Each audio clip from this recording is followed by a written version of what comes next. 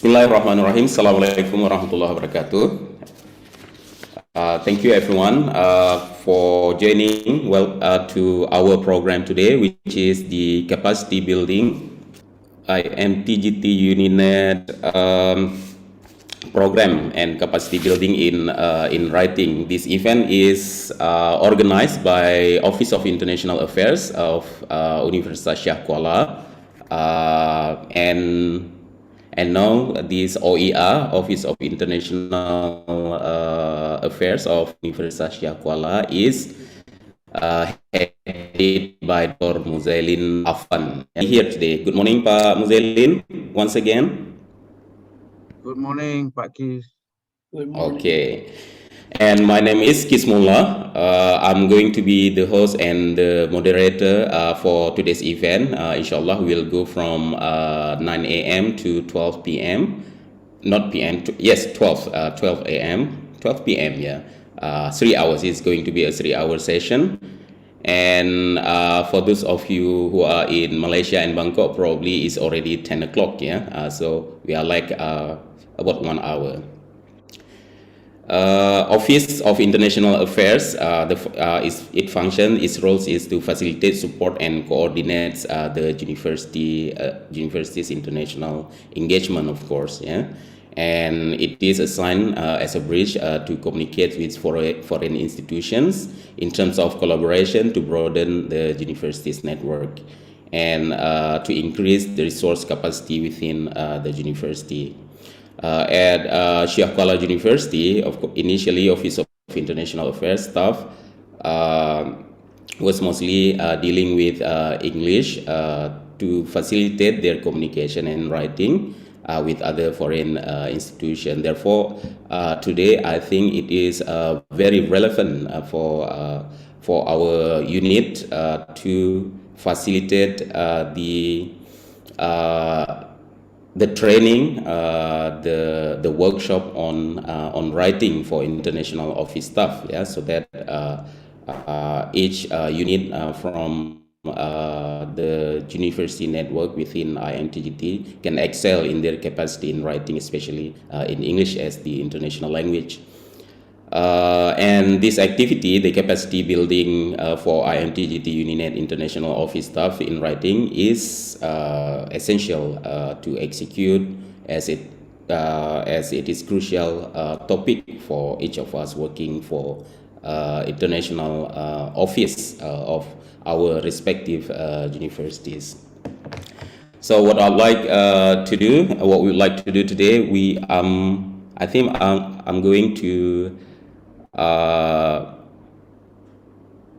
offer you what is going to happen for today. So I think it is a very simple organization, simple flow. Later, first, later we'd like to invite the head of Office of International Affairs of Syah Kuala University to say a few words, welcome remarks, and then we'll have a photo session with all participants in which we are going to ask everyone to be on their camera, and then we are going straight to our main agenda, which is the workshop from Dr. Kismullah Yusuf, later working on writing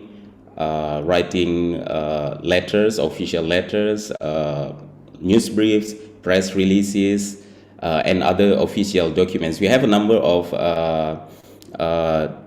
official documents that we are going to cover, but we'll see later what is going to be covered by Pak Kismullah. Okay, let's first start with the welcome remark from the chair of our International Affairs Office at Universitas Syah Kuala, Dr. Muzailin, and possibly Dr. Muzailin is going to introduce a bit further about this office later. Pak Muzailin. Terima kasih Pak Kismullah. Thank you. Assalamualaikum warahmatullahi wabarakatuh. Waalaikumsalam warahmatullahi. Very good morning, Sawadikap. Thank you very much for all the participants and resource person First of all, thanks to Allah that this morning we can gather together here in very important activity that will be organized, I think not only today, but it will be continued. Pak Kis, I would like to report this to our chairman and in our next UNINET meetings. And also, salawat dan salam pada Muhammad sallallahu alaihi wasallam. They are our new era. Honorable Bapak Profesor Dr. Andes Kismullah Yusuf, MA, yeah, as the resource person for today. And also thank you, Pak Dr. Kismullah, as the moderator. So we have both Kismullah here. So we are very happy. Thank you, Pak Kismullah. Even you are not far away from us, but we are like very close here. So Pak Kismullah always with us, always support our IMT-GT UNINET activity. Thank you, Pak Kismullah. So for all the participants, also thank you very much for joining, attending this important workshop this morning. So I think this is also one of the crucial, important what we are going to discuss, maybe share from practice, and then maybe discuss together experience from the audience participant.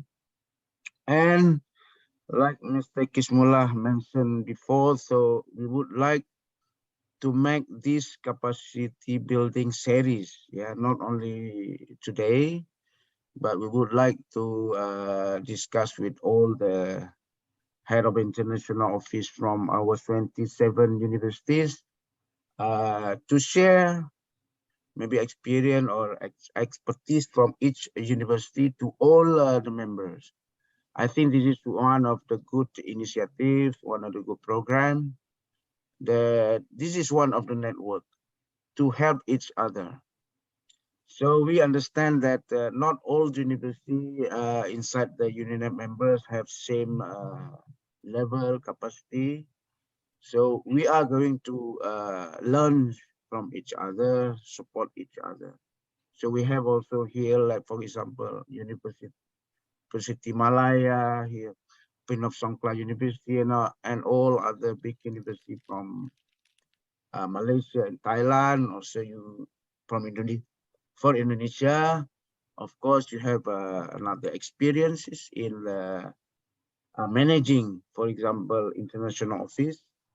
But not, I think, not limited to international office, but another things related to our networking, we can share and discuss in this capacity building series.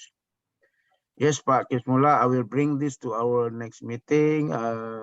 We hope that, I don't know, every month or every 2 weeks, we will have this series with varieties and different of topics, of course. And I'm not going too long, but I would like to share with you that Pak Dr. Kismullah is a very well and long experience, yeah, engaging in international activities. Pak Dr. Kismullah also now, I think, as the advisor to University Malaya for one of the international activity to bridging University Malaya with the Indonesian partners. So I think that we have a very good resource person today, and I hope all of you can enjoy, of course, and can learn from Dr. Kismullah, and also we can continue this program for the series, yeah, one of the good IMT-GT UNINET activity or program. So thank you very much, Pak Dr. Kismullah and Dr. Kismullah. So only different the first letter. Q and K. Maybe Pak Kismula can explain why you get a similar name. I heard from Pak Kismula, but maybe Pak Kismula can explain to you. Okay, thank you very much, everyone. So please enjoy and stay healthy. Assalamualaikum warahmatullahi wabarakatuh. Waalaikumsalam warahmatullahi wabarakatuh. Thank you very much, Pak Dr. Muzailin, for enlightening us a little on what is this program is about. And as I think we share the same understanding, this is the capacity building that will be organized regularly in the future, because we need to help and support each other, especially within the IMT-GT UNINET or network, but not only limited to this UNINET, but we would like to invite all other parties to participate and help each other as well in order to grow together, Pak Muzailin, ya, inshallah. All right, and probably yes, this is like the English people say the elephant in the room, yeah. The elephant in the room is something that needs or demands explanation about the names. Probably I want to take the liberty first to explain this a little, and Pak Kis later will explain. Kismullah is not a very common name. It's not a market name, yeah. So when you have two people at the same time have the same names and involved in the same event, I think there is very little chance for that to happen. But or probably Pak Kis will explain later. But my father in the past was very inspired by Pak Kis when he was still young, and when I was born, my father asked Pak Kis for permission to name me at that time the same name as Pak Kis Mullah, with the prayer, of course, to follow the success of Pak Kis Mullah. Although Pak Kis Mullah and I are working together, working together in some occasion, and I have the blessing and opportunity, of course, to learn from the great, yeah, from the teacher. All right. Thank you once again, Pak Muzailin, and I think this is a very good event, and it needs to be sustained, yeah, to be sustained, so that we can always stay together within the network, and we help each other and grow together once again. Now, I'd like to proceed to our main agenda today, which is the writing workshop. But just before that, I'd like to introduce Pak Kis. Probably Pak Kis needs no introduction, but I'd like to say a few things that I remember about Pak Kis, what I know about Pak Kis. Yeah, Professor Kismullah, as we know, probably for those who are familiar with Pak Kis, he is many things. Yeah, he is many things, and he has done a lot of things over the course of his career, from his youth to the present. Maybe to a lot of people, Pak Kis is known as the program creator, yeah, the program writer. So he's been involved in. He was mainly a lecturer at Universitas Syahkuala at an English department, where I also work at the moment. But he has been involved in a lot of other activities, especially teacher training activities and capacity building. He advised the head of the agency for education in Aceh, and he sent a lot of teachers to study at international universities, to Malaysia, to Thailand, and he was also involved in internationalization of universities in Aceh, and he wrote a lot of programs, especially degree programs. Now we have these split side programs with University of Malaya and University Kebangsaan Malaysia and University of Rhode Island. And Pak Kis was behind all of this. I might say, yeah. And he was once the chair of Aceh Scholarship Commission in Aceh, which is a commission dedicated to support and help students from Aceh to further their studies overseas and at Indonesian universities.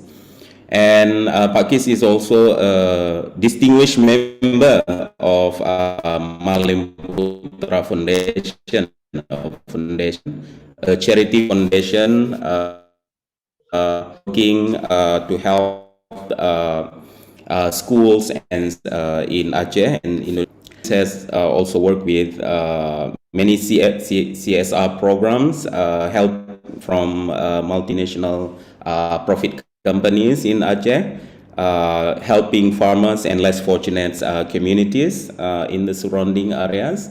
And he was also once the director of Aceh Venture Incorporated, which is Sarana Aceh Ventura, yeah. And he was also the chair for Kapet Sabang, the Integrated Economic Development Region, the government program. Pakis was chair of that program in Sabang about a decade ago, Pakis, yeah. So it's among the list. There are a lot of other things that Pakis have done over the course of his career. But a lot of this involve writing, yeah. So writing letters, like writing official documents, and I think today it is very relevant for us to hear from Pakis, from his experience and from his work. And today we are focused on writing the documents that we have listed on the flyer. Yeah, so we hope we are able to cover everything for today. And in the during the session later, when Pakis stops, probably at intervals, maybe 45-minute intervals, we can use that time for our discussion and question and answer later. So we thought taking too much time for Mukaddimah or for opening, I would like to invite Pakis to the floor to talk to our group who are already present today. Pakis. Bismillahirrahmanirrahim. Assalamualaikum warahmatullahi wabarakatuh. Can Waalaikumsalam everyone warahmatullahi. listen to me? Yes, Pak. Yes, Pak. Okay. Ria, can you help me loading the slides? Yes, sir. Okay. Please load it. So easy for me to discuss when.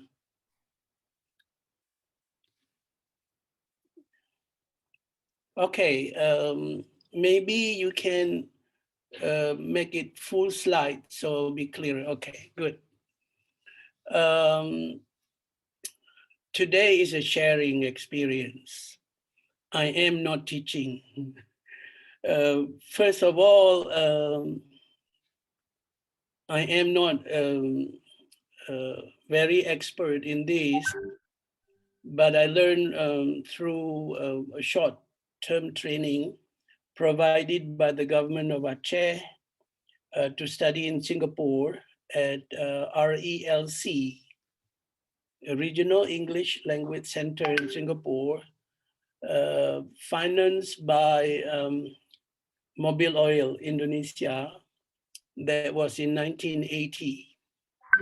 So today we are going to discuss about how to make a simple memo and then the letter writing, proposed plan of study, report writing, business proposal, and speech writing.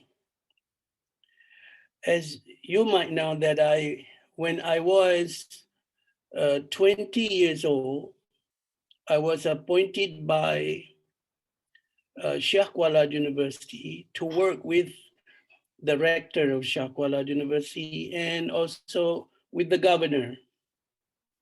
So I was the lowest rank official at Shah Kuala University and also at the governor's office.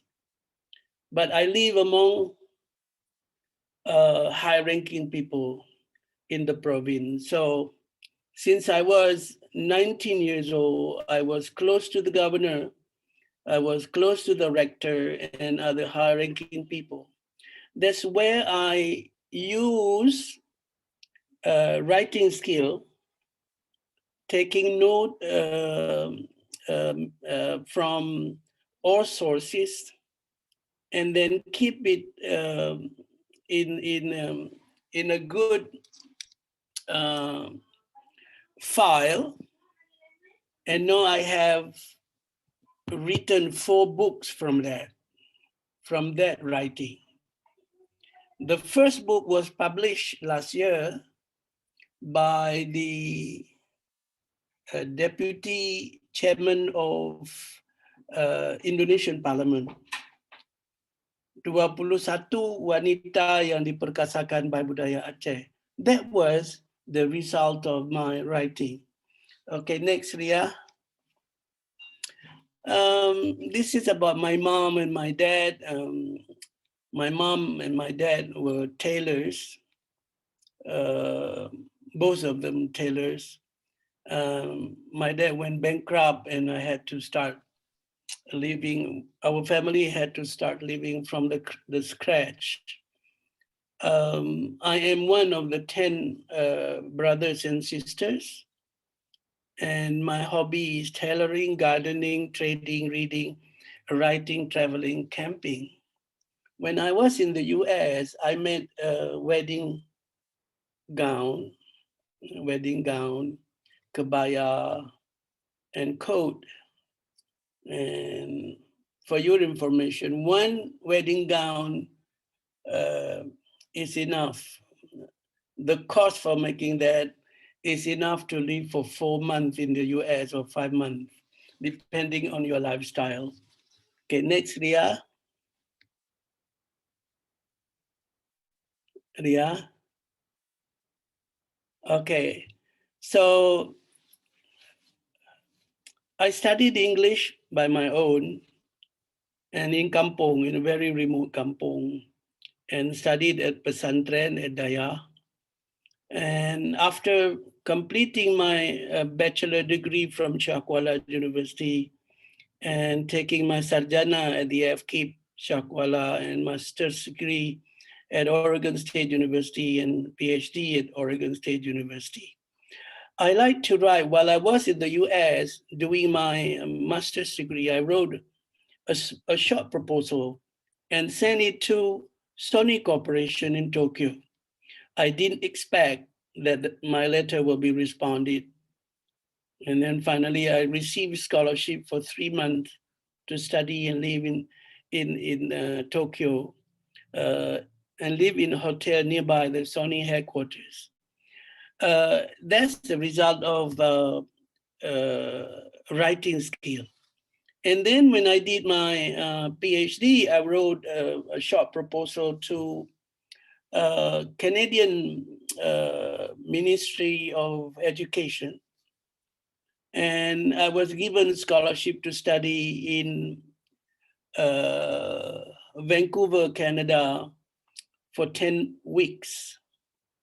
And then I wrote a letter to Turkish ambassador, and I had a 2-month, 2-month visitation to Turkey, Istanbul, Ankara, Izmir, and other 2 cities in there. So having skill of writing is good for university students. While I was studying in the US, I also had a chance to travel to Australia with a scholarship from Australian government for 4 months, for 4 weeks, 4 weeks.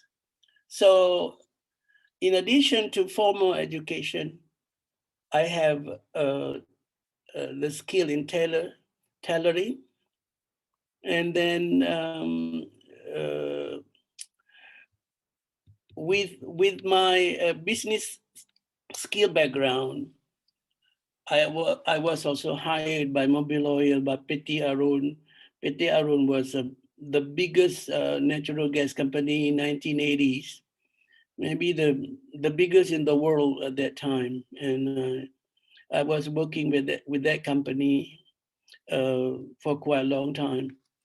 And then I received some honor when Kismola was mentioning about naming him by his father. In 1976, I was awarded as Docent Teladan Satu, meaning the highest honor students of Shakuala University, and my name was published in the newspaper. I get off the bus and met his father, and he hugged me and said, I read about you in the newspaper, and I would like to name my son after your name. And I was happy with that. And later on, I found him with me and studying with me, and had a chance to stay together in my home, maybe for one semester, and knowing more each other. Okay, next, Ria. Ria, next. Okay. As I said before, I'm not teaching in this Zooming program, sharing experience that I have been working since 1973. In a broader term, this might be an exchange experience from my narrow scope of working domestically and internationally. I hope that I'm sharing, I hope that my sharing is useful for the participants. And one mark that I have on the left of the slide, note takers are history makers that have been proving everywhere in the world. You see all documentation published by FBI in the US, by US Library, or from the note takers, or from minutes takers from the White House. And the same thing in Malaysia or in Indonesia. Many of historical documents are in the hands of note takers. Super Semar of Indonesia never been found until today. Maybe it was hiding by the note takers. So note takers can do good and can also do bad for the country, for himself, and for the community. Okay, next, Ria. Okay.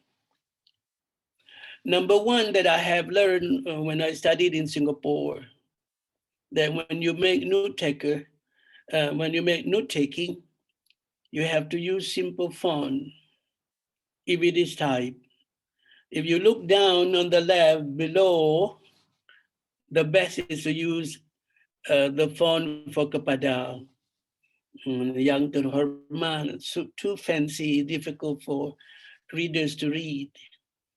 Mohon maaf, that's difficult to read. So use simple word, simple font in order to convey your message to someone in need for that messages. So we start with memorandum. We have 8 parts of writing skill that we discussed today. And I was the first lecturer teaching at the secretarial school at Shakuala University when it was established, and I was still very young. My age was almost the same as the students of that student, and most of that student in that school was, very, very beautiful. I remember the time when I was teaching there. So memo, it could be crucial or less crucial. It depends on on the view of the readers. So memorandum of memos for short are used in place of formal letters for internal communication. So it can be very short and you stick on refrigerator, you stick on billboard, or you stick on somebody's computer or desk. That is very short one, the very short one. I am at the restaurant, I'm eating, I'm dining out with my friend and so forth. This may be also an internal communication form, but use formal letters. There are memos, but almost formal, almost formal. And that's very common.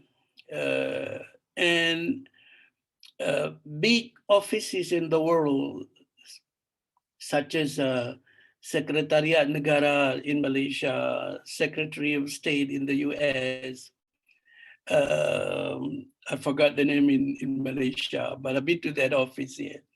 And they use memo form in the formal letters. So there is in a letterhead, to, from, date,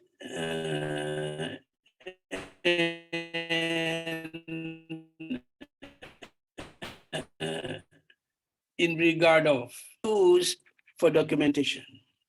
There was a case in the US. Hello, everyone, can you hear me? Hello? Yes, Pak. Okay, okay. There was a case in the US that a defender at the court won the case because of the formal memo,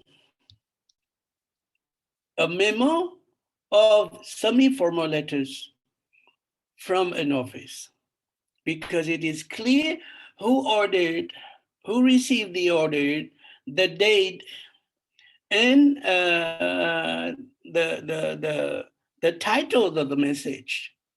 And he was saved by that short memo.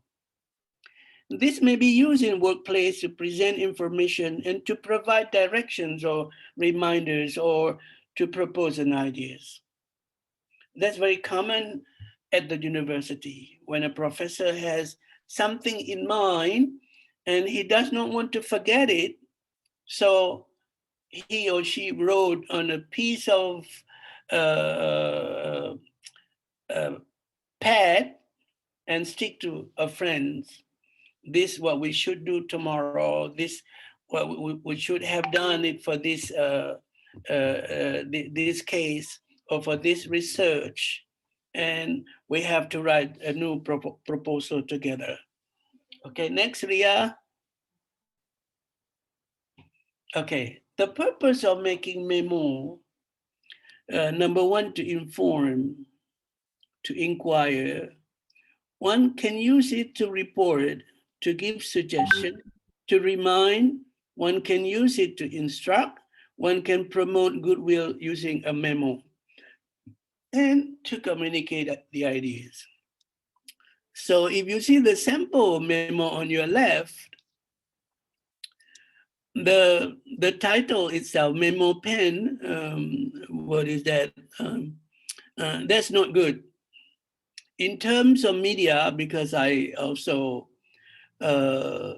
media is one of my minors when I studied in the US, that is not good.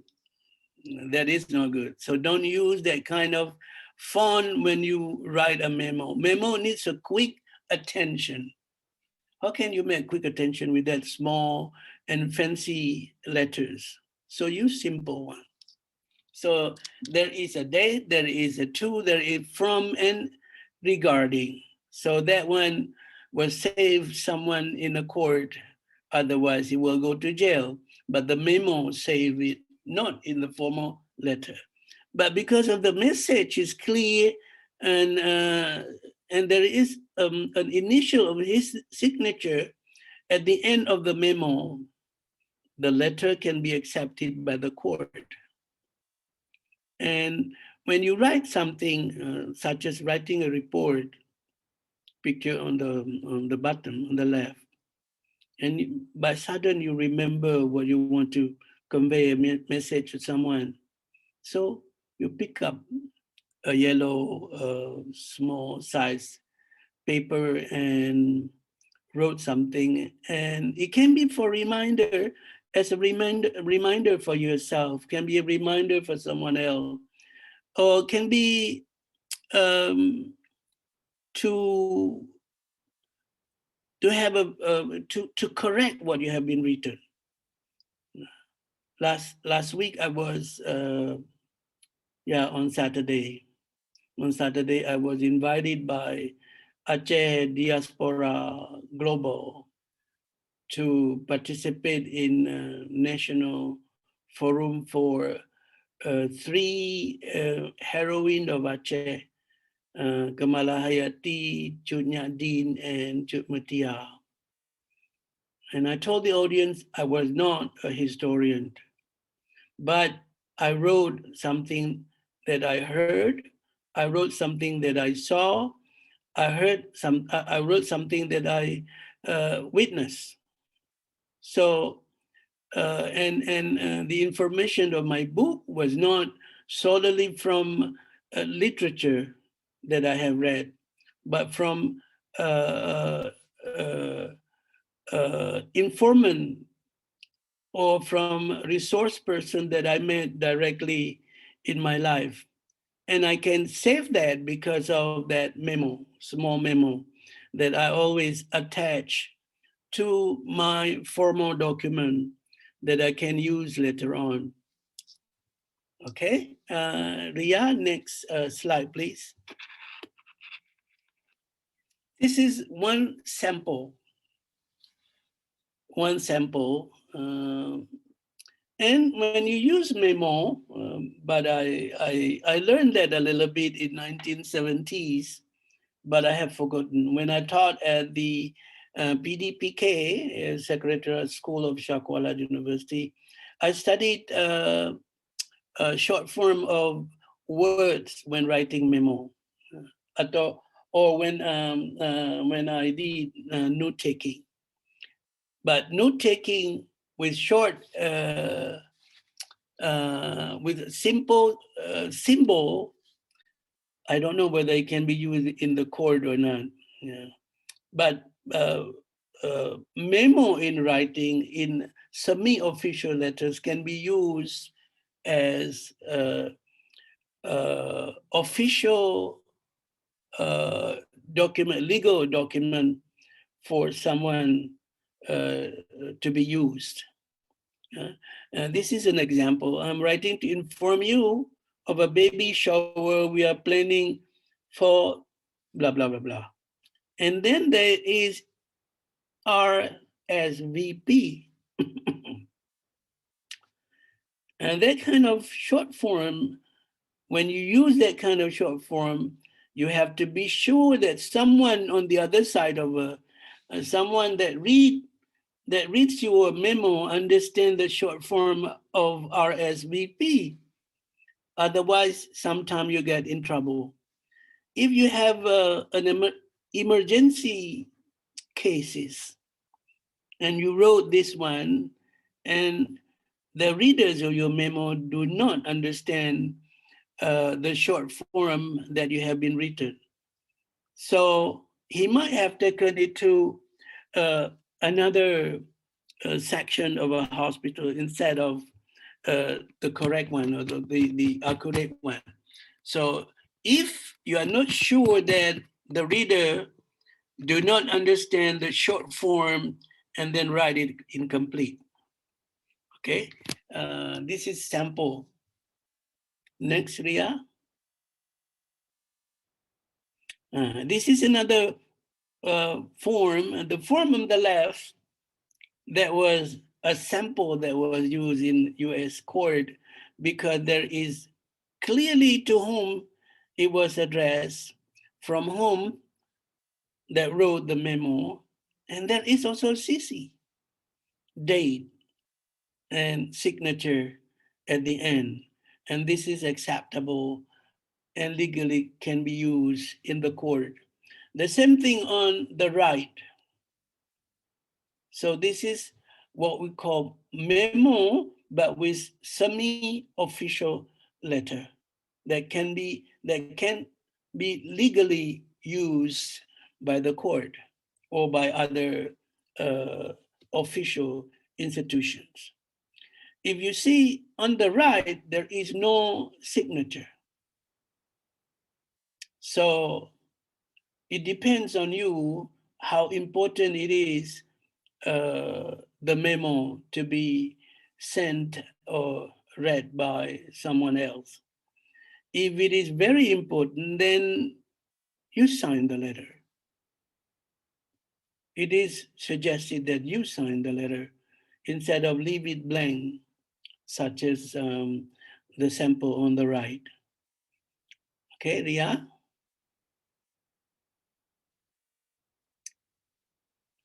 Okay. There are some advices of note taking or minute taking, sorry. So you have to know who, where you are. Yeah. First, you have to know who you are, where you are.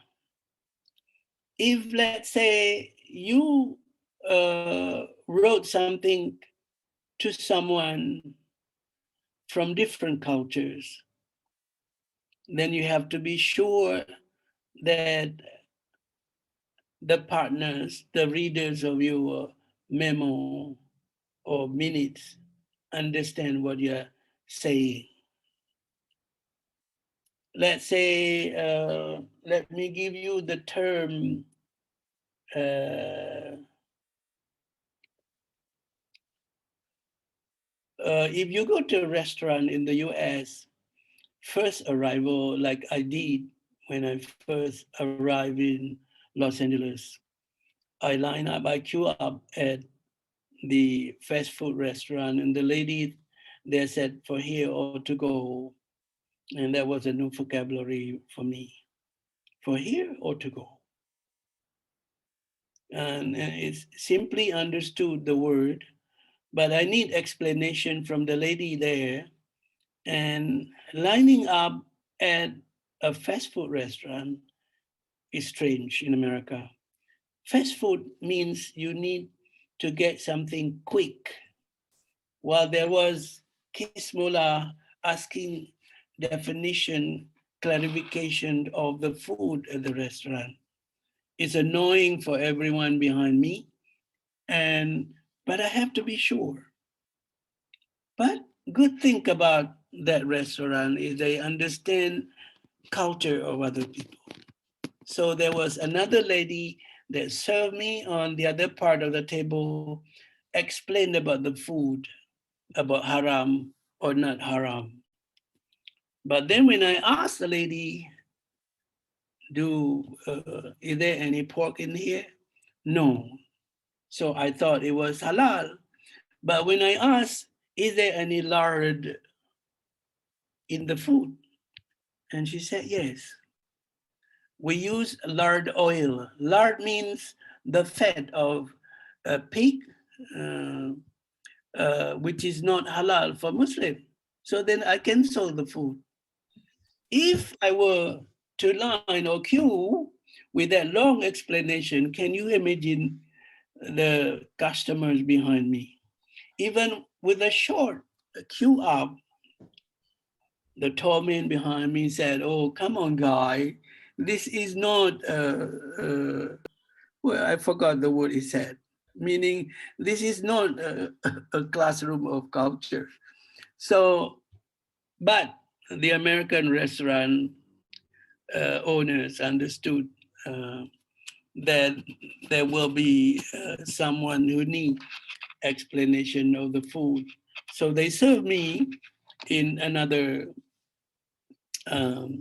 table, another part of the counters.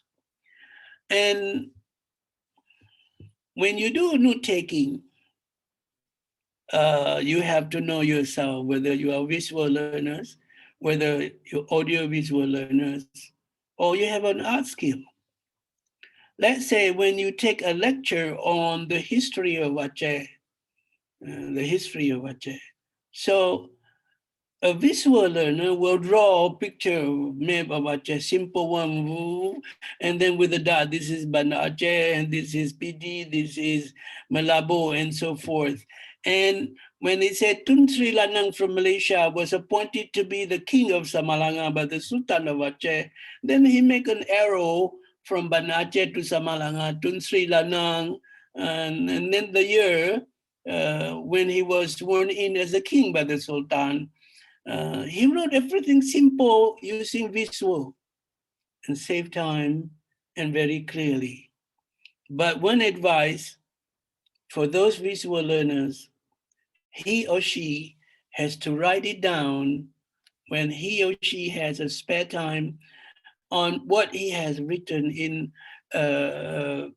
visual drawing on his notebook.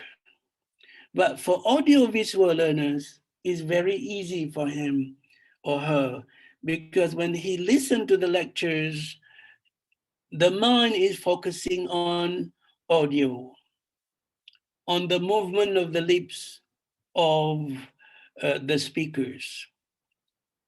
So different from visual learners and art skills.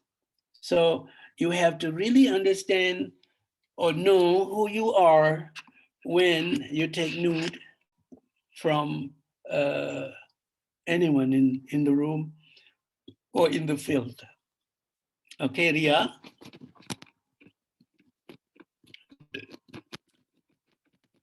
How to know the meeting?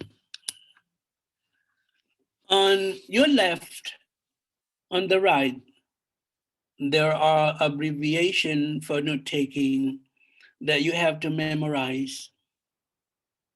I used to memorize many of them in 1980s, 1979 when I took classes. But then you need to practice it in order to memorize it. I still can remember some of them, but not all. And let's say a sample. In 1595, Kanun Alashi was introduced in the Kingdom of Aceh at the time when Turkey was a partner, or Aceh was a partner of Turkey Ottoman Empire.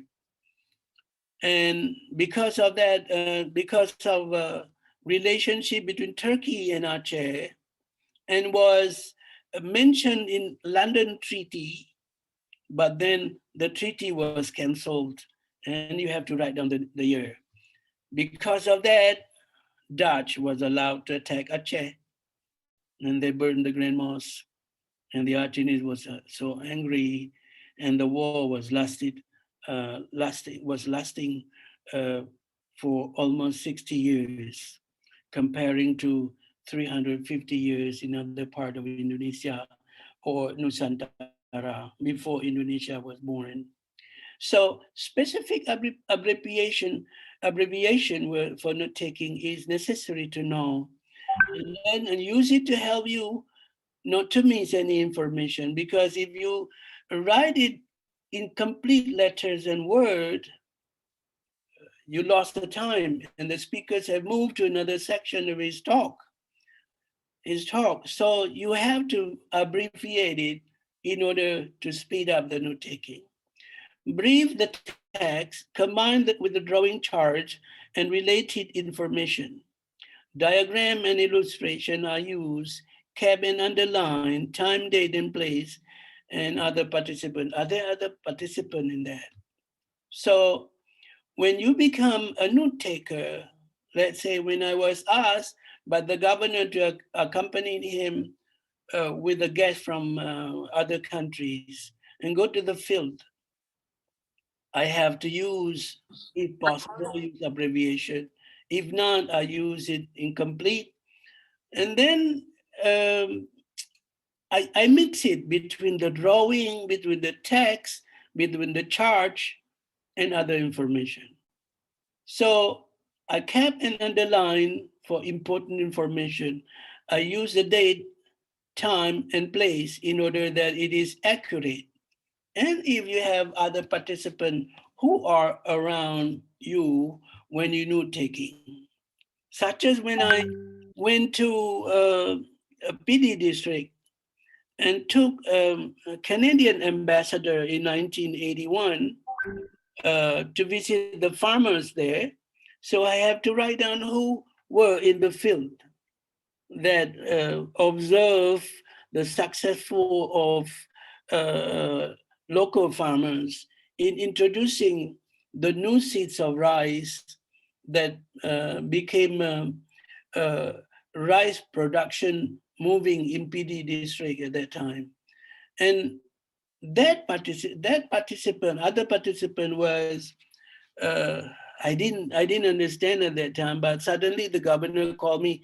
Who were other participants or other guests or other visitors that accompanied the Canadian ambassador at that time? And luckily, when I opened up my note, I had everyone in my note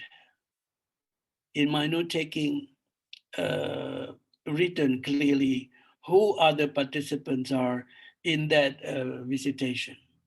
Okay, Ria, next.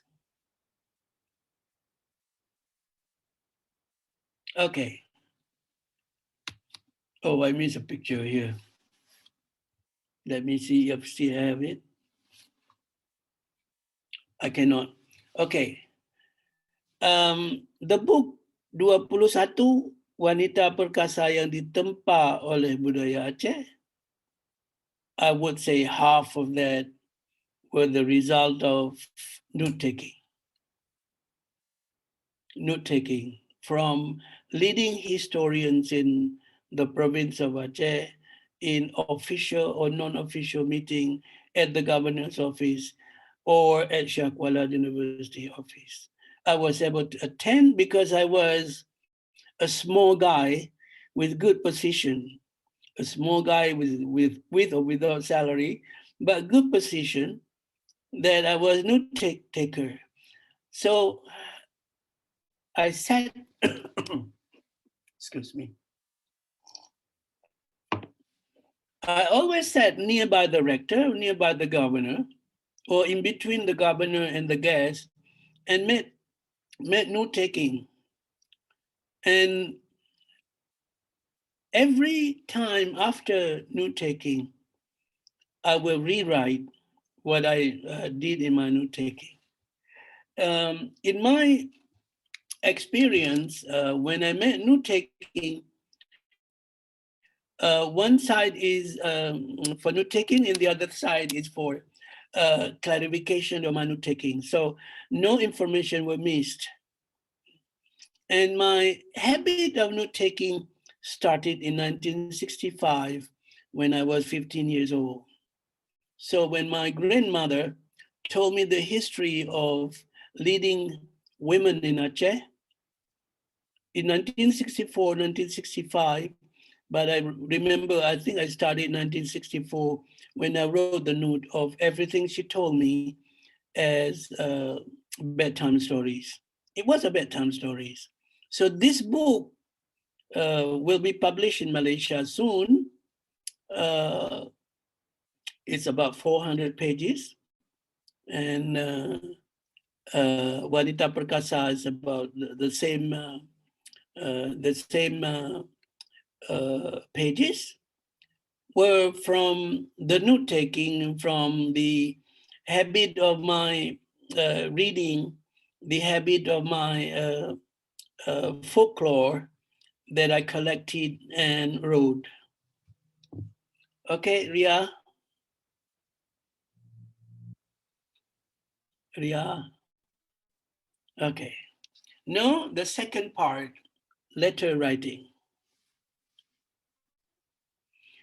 I have been doing this job starting 1973. I was in my 6th semester, but I was working with the rector and the director of language Center.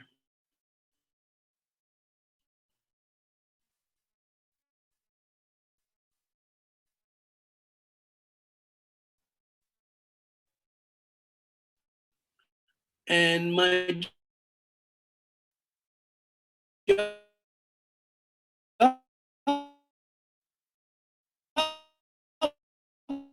was, you know,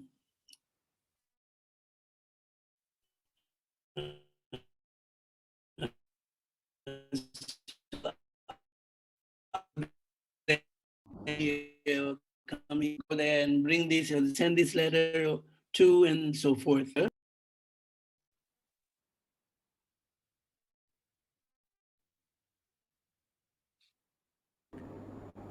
Okay, can you hear me now? Yes, Pak. Hello? Yes, Pak Kis. We hear you. Okay. So at that time, maybe I have to move somewhere else. There's no.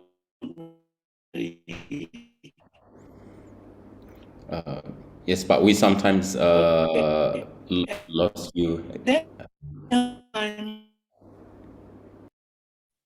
my boss was Pa Idris Ibrahim English from him. He knew my interest. Yes.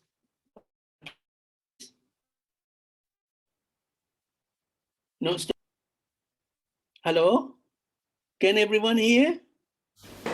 Yes, but sometimes we lost your voice, yeah. Sometimes because of the connection probably, but I Okay. think it's okay now, yeah. Carry on, Pak.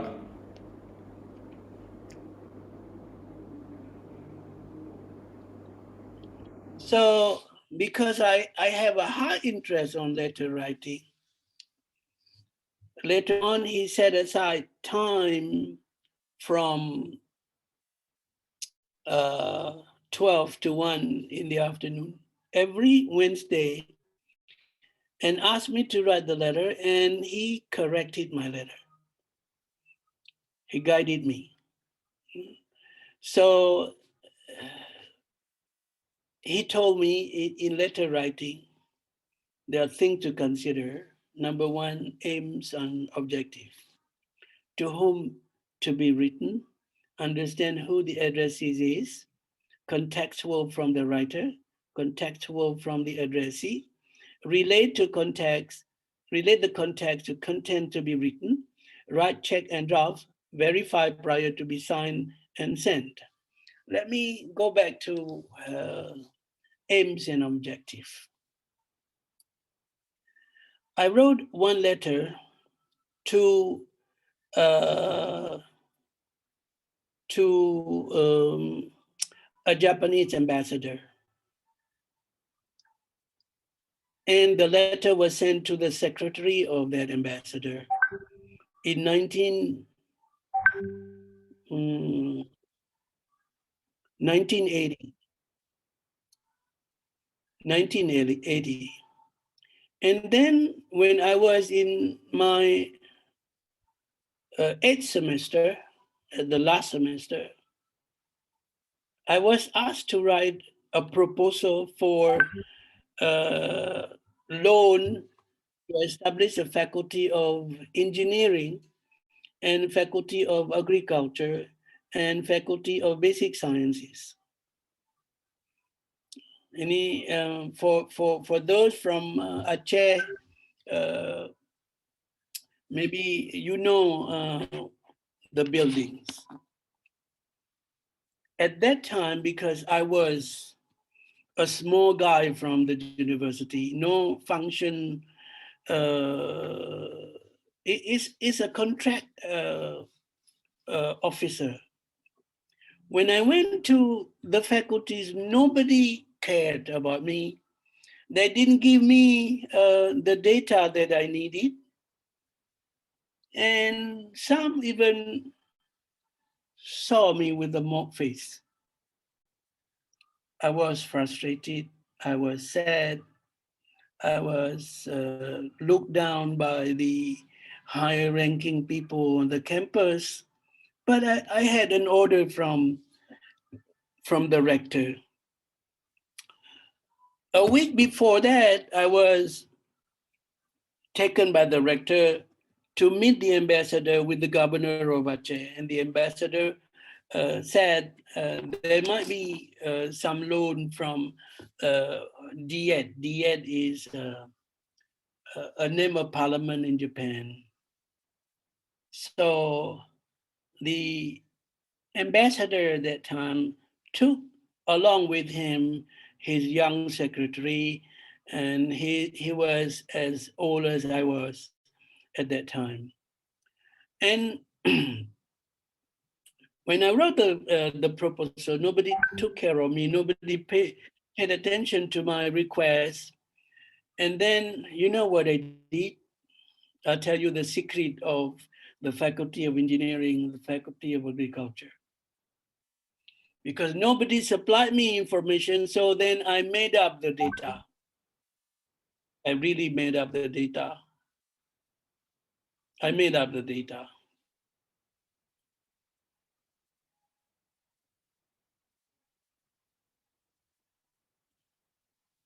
I made up the data. So I wrote down the present numbers of students at the faculties and how many students when it was started and how many students it will be in the next 20, 25 years. Everything was made up because I thought nobody cared, nobody paid attention to my request. So then I completed the proposal and I asked the late Pa Idris Ibrahim to look after the proposal. And he said, with minor correction that he made, he said, Kismullah, it's okay, bring to the rector, sign and to the governor to be approved. So I had the proposal done with information of my own. And then I refer the content, the context, the content to be written. Why do we need that new buildings for the faculty? Why the department are important for the university and for the peoples of Aceh? And then I sent it. You know what happened? What happened in 1980? 1988 or 87, the ambassador of Japan came to Aceh. Surprisingly, the former secretary then became the ambassador, which is a friend of mine.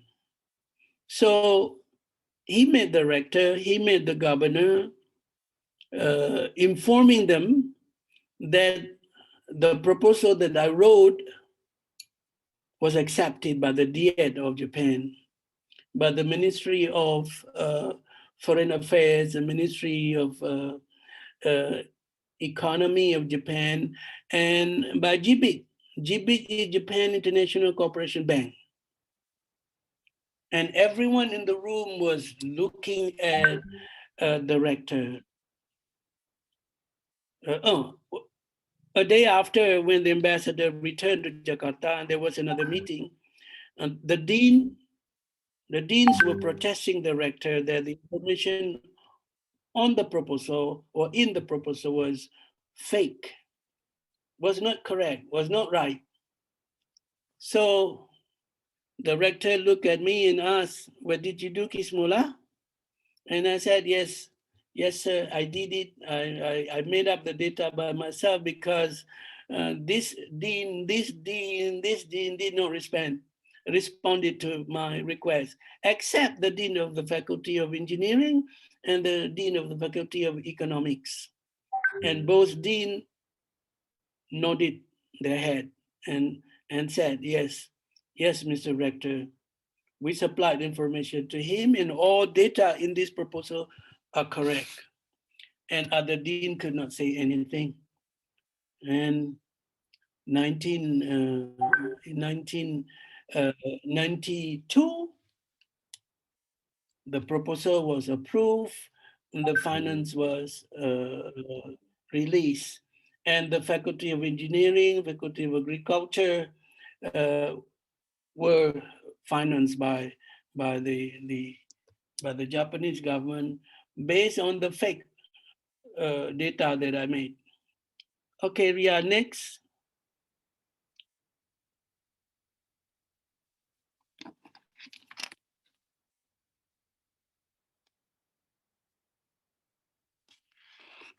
Okay, there are a lot of proposals that I did. Maybe, if I'm not mistaken, I have been writing no less than 300 proposals in my life. Yeah. Scholarship from Mobile Oil was, I wrote and I made up data by myself with some relevant or available data from Chakwala University. And with that proposal, we received more than 40 scholarships for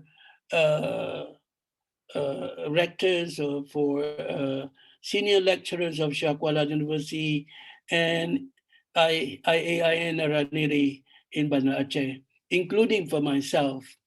And then I wrote application for diets of Parliament of Japan for the two faculty that I mentioned, and then for 200 scholarship from Japanese government and allocated through IP 418 scholarship. So including Pak Marwan, the present rector, and then Pak and other leading management of Shakwala University. Application for SMR Lab School at Shakwala University, I was given order 2 days before, and I have to finish it in 2 days. So Professor Dani signed the proposal on the cab of his car in Lamprit. So it's such a rush. An application for Umar Dian University in Safudin, Teaching Hospital Banda Aceh, establishing KAPU IMT-GT dormitory for my kampong in Gelempang Tiga. But one thing I should remind all of you, be ready that your name will never be known, and sometimes they might erase your name from whatever proposal that you wrote, and they will never mention your name, even in front of you, when that building was inaugurated, when the program was launched, and other people would take benefit of your hard work.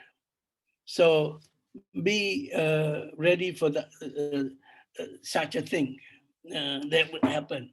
So don't hope that your name will be mentioned there. There was a building, big building in Banda Aceh, and I initiated that building. I purposely not written here because I felt not good. I wrote that proposal by myself. I went to Jakarta and present that proposal, request for help from someone that I know very well, because the deputy head of Bapenas, National Planning Board of Indonesia, was my roommate in the US. We are very close, like a brother between both of us. So he approved my proposal without even reading the whole proposal. I went to his office and I said, I need this building. Okay, give it to me, and he signed it.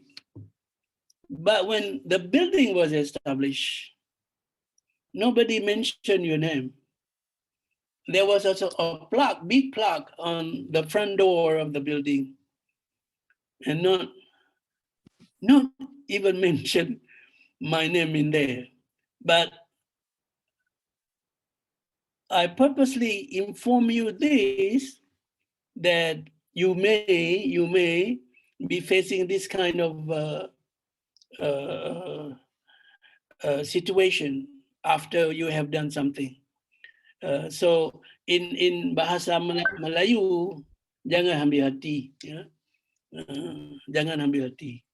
Okay, next. Maybe after this we take a short break. Okay, Pak. Okay. And then Because probably we we stop at can 12, right? invite some questions. Okay. Yes, or probably 11:30 maybe, Pak, or 12. No, it is 11. Oh, mine is Malaysian time. It's still Sorry. Okay. 10:30 now. Okay. Yeah. Know what time is there? 10:20, Pak. 10 20. around 10:30. So I think if you want to take a break, we can invite questions from participants, Pak. Okay. Or if you want to continue a little bit more, go ahead, and then we'll stop at 10:30, Pak. Okay, Not this stop, but slide. have a little This break slide. for question and answer session. Yeah. After this slide. Remember, when you write a letter, the message must be something that touch. When I wrote the letter for the rector last week to welcome the Indian ambassador to Shah Kuala University, but sadly that the governor did not do properly culturally for the guests. Some journalists said the ambassador was kicked out by the governor of Aceh. When you write a letter, when I wrote a letter for the rector for Indian ambassador, what I mentioned first is that 45% of our Chinese are originally from India. And I gave the data for that. And I mentioned also the first rector of Shah Kuala University in 1623 was Tunku Shah Kuala. Tunku Shah Kuala was not an Achinese, native Achinese, but he was from Gujarat, India. And then the same thing I mentioned for the rector of Araniri Institute, Nuruddin Araniri, also from Gujarat, India. And then for the first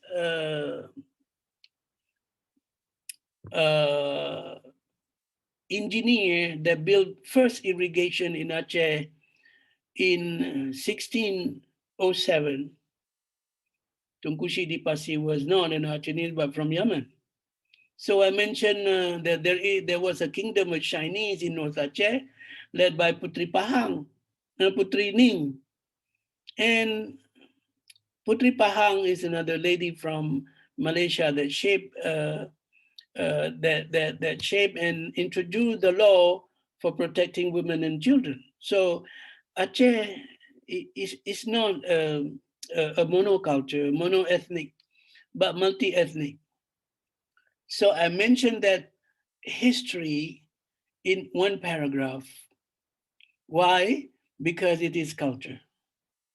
So we have to have a human touch from the writer of the letter and to the Indian ambassador. I was the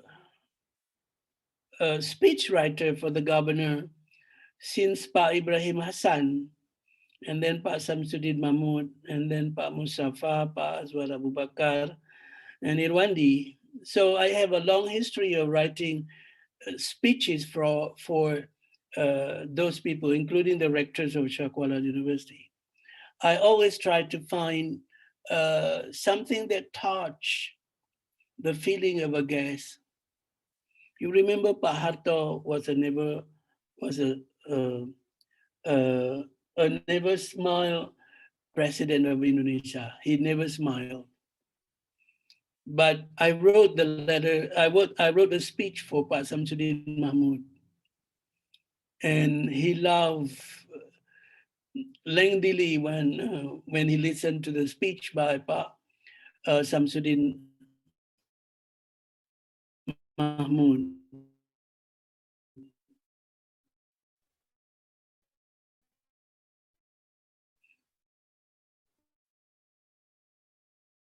When he was a governor, because I knew something that so many ministers are okay, not stable. Are you listening to me now? Yes, Pak. Oh, because it was not stable on my computer. Okay, so you have to mention something related to personality. If he is a golf player, mention a little bit about golf. If he is, let's say, Professor Rinanda from Singapore, he's from Indonesia. I know him very well. So when I requested scholarship for English teachers of Aceh to be trained at the Siamio RELC Singapore, mentions about national building, national capacity building of Indonesia with the help of Singapore, and mention a little bit that I was also a graduate of RELC in Singapore. And we received scholarship for 49 teachers be trained at that institute before tsunami in 2004. And if you know something related to the culture, mentioned about the culture, traditions, customs, and if you know personally very well, mentioned about habit, about hobby, main interest, and lifestyle, and career. I remember Pa Samsudin Mamu was really like golf when he was the governor. So whenever I wrote a letter to his colleague, I mentioned about that, and he told me he know how I am going to write the letter. So he told me and asked Kismola asked the guy uh, how was his golf in Jakarta. So lifestyle is another way of the purpose of mentioning these 10 aspects of life is to get closer to the receivers of our letters, addressees of our letters. So that's important. So the message convey, but the message is not only read and heard, but will be in the mind and souls and the heart of the receivers of the letter, of the addressees of the letters. And that is more important than anything else in letter writing. And the term that my professor used when I studied in the US, he named it a letter that persuade. Professor Samsu Rizal, the former dean of BIPA of Shakwala University, I wrote a letter to a German professor through him. I don't know the address, I don't know anything else, so I wrote the letter to German professor through him. And he took the letter to that professor. The result is that the German government, through DAAD, invited 5 professors of Shakwala University that are interested in marine science and fishery because the German government will be assisting Aceh in that program. So that professor told Professor Samsul Rizal from Shakwala, the letter from Pak Kismola was very touchy, and the result is that 5 of you are invited to visit Germany. At that time, I never visited Germany yet. But when the program was to be executed, my name was deleted from that list. My name was deleted purposely from that list. And Professor Samsul Rizal told me, it's so sad, Bankis, that your name is not in the list. And I asked why. It's from Shakwala University, not from Germany. And I said, I am not surprised. I'm not surprised. It's okay. The other time, there will be a chance for me to go, not only once, but maybe more. And then I wrote a good proposal for Aceh government to develop cooperation with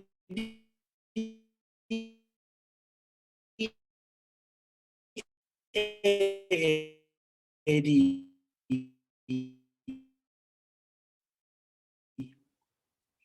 And the address, and another 2 times with another agency, and another 1 time by myself. So be ready with that kind of result, with that kind of impact to your life when you have been helping someone in letter writing, proposal writing, and so forth. And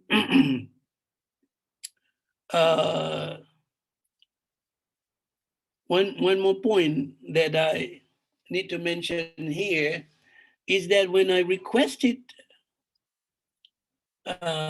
scholarship for Aceh through the proposal that I wrote and signed by the rector and by the governor, originally the scholarship provided was 110. And then I planned to have not 10 scholarship, but more than 200. They said they could not change it. And I told the rector I would change it. And part of that scholarship goes to Pa Muzailin here and Pa Marwan.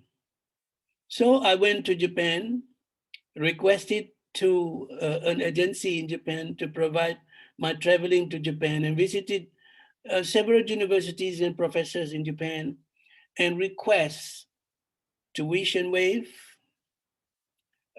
from those universities. And 50% of tuition waive were provided by those universities. And some even waive up to 70% of scholarship. And then in addition to waiving scholarship and fees, I visited the municipalities of Japan. There are scholarship also from state government and also district government in Japan, either partially or in full. And this scholarship will save the money. And finally, we were able to send more than 200 Shakwala University lecturers to study in Japan. And in Indonesia, for your information, that the number of Japanese scholarship recipient of Shakwala University is the biggest comparing to any other universities in Indonesia, because of the letter that touched. But I was called by the ambassador with a big reminder. Why do you start the program so soon? While the scholarship was started in 1993, while you started the program in 1992. So there is no money for Japanese language training from us because you don't carry out the program as planned. So I wrote another letter that touched to Mr. Saleh Afif, the former Minister of National Planning. So I went to his office and proposed a letter. And I said, I need your help. And he asked why? Because if I do this, 2 years after, I know how much money left and I can make another plan to send more lecturers overseas. And then he called up the someone from the Ministry of Finance and from OECF office, and my request was accepted by the minister, by Professor Saleh Afif.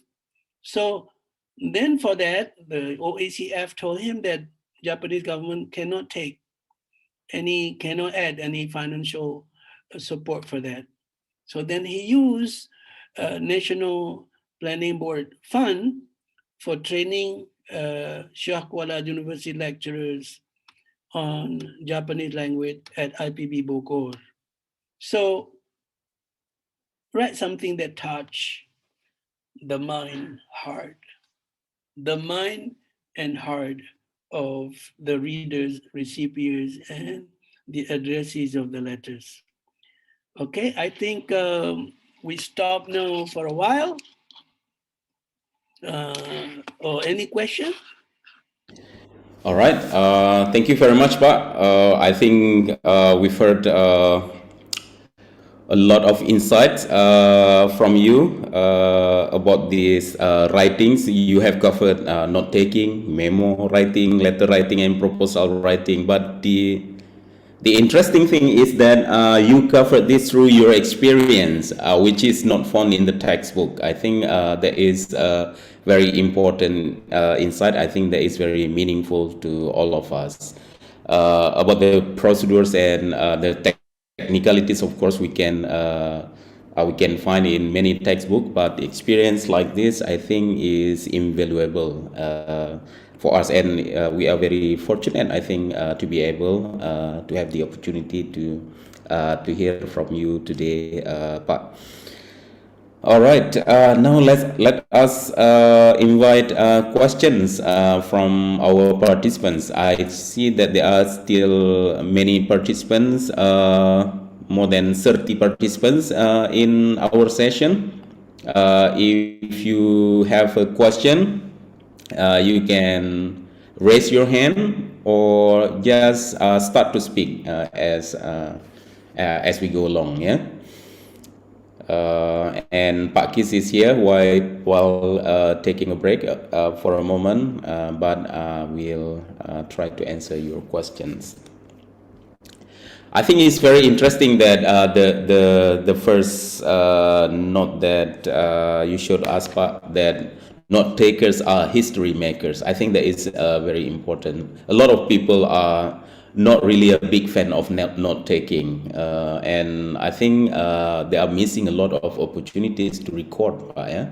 I like to take notes every time I am in a meeting, but the problem is, after taking the notes, sometimes scattered notes, but then I don't, not that I don't have time, but I just for some reason not revisit that notes and try to reorganize the notes into a good document. So if you can share a little about this and how you deal with this note taking, but I think that will be very useful, I think, for myself and for everyone, I hope. Yeah.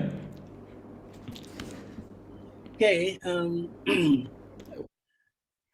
that history goes back to 1965. One night, my grandmother told me that your great grandfather were the author of an old kitab in Aceh that been used in Nusantara, and the name of the kitab was Hidayatus Sadikin, and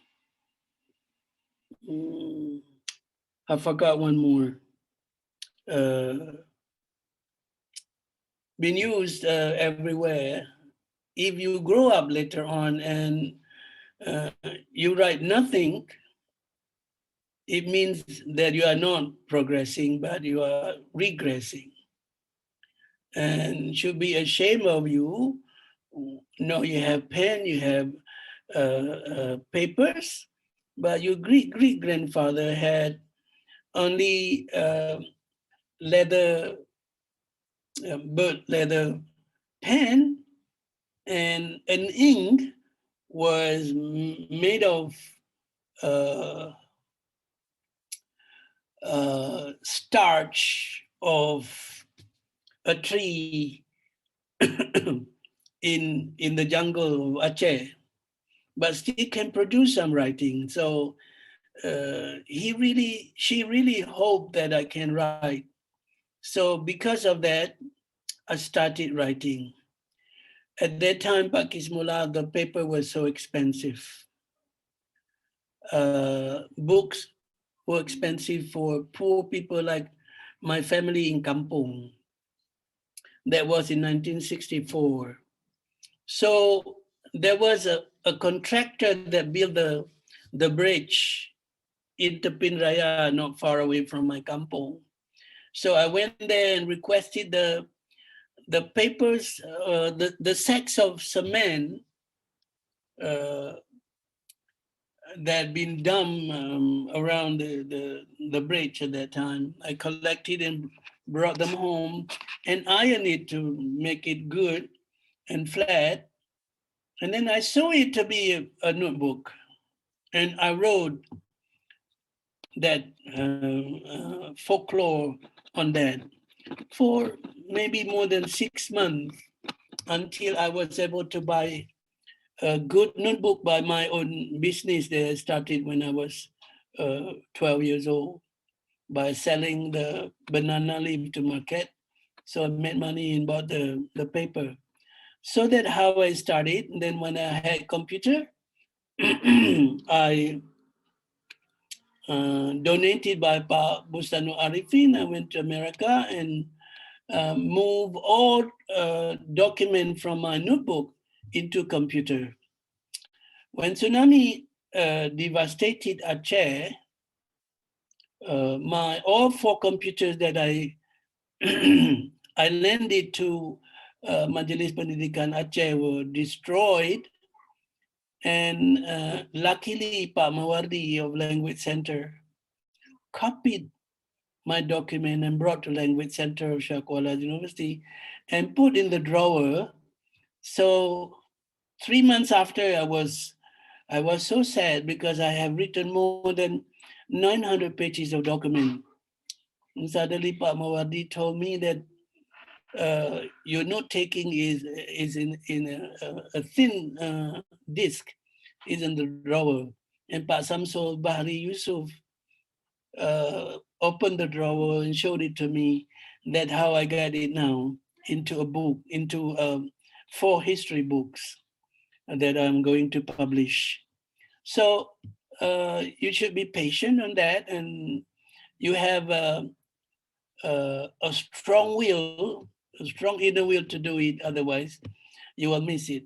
And remember, Pakismullah, we are going to write English for SLTA together. So Yes, Pak. And this is a third time that you have reminded about that. Yes, we are going to do that, inshallah, Pak. yeah. Yes. Okay. All right. Thank you, Pak. Maybe we have more questions from our participants.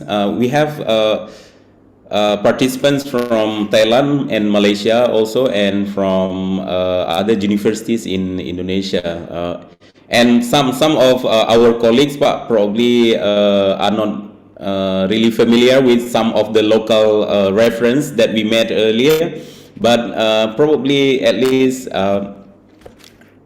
is still in the topic of writing, and how sometimes this writing can be driven by a lot of experience, yeah, a lot of experience.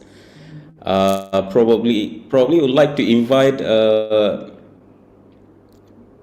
questions from our participants, probably from University of Malaya, if you'd like to give any comments or probably questions while waiting. Probably this is the interval while waiting for Pak Kis to continue to the next material. Yeah. What's her name from University of Malaya? We have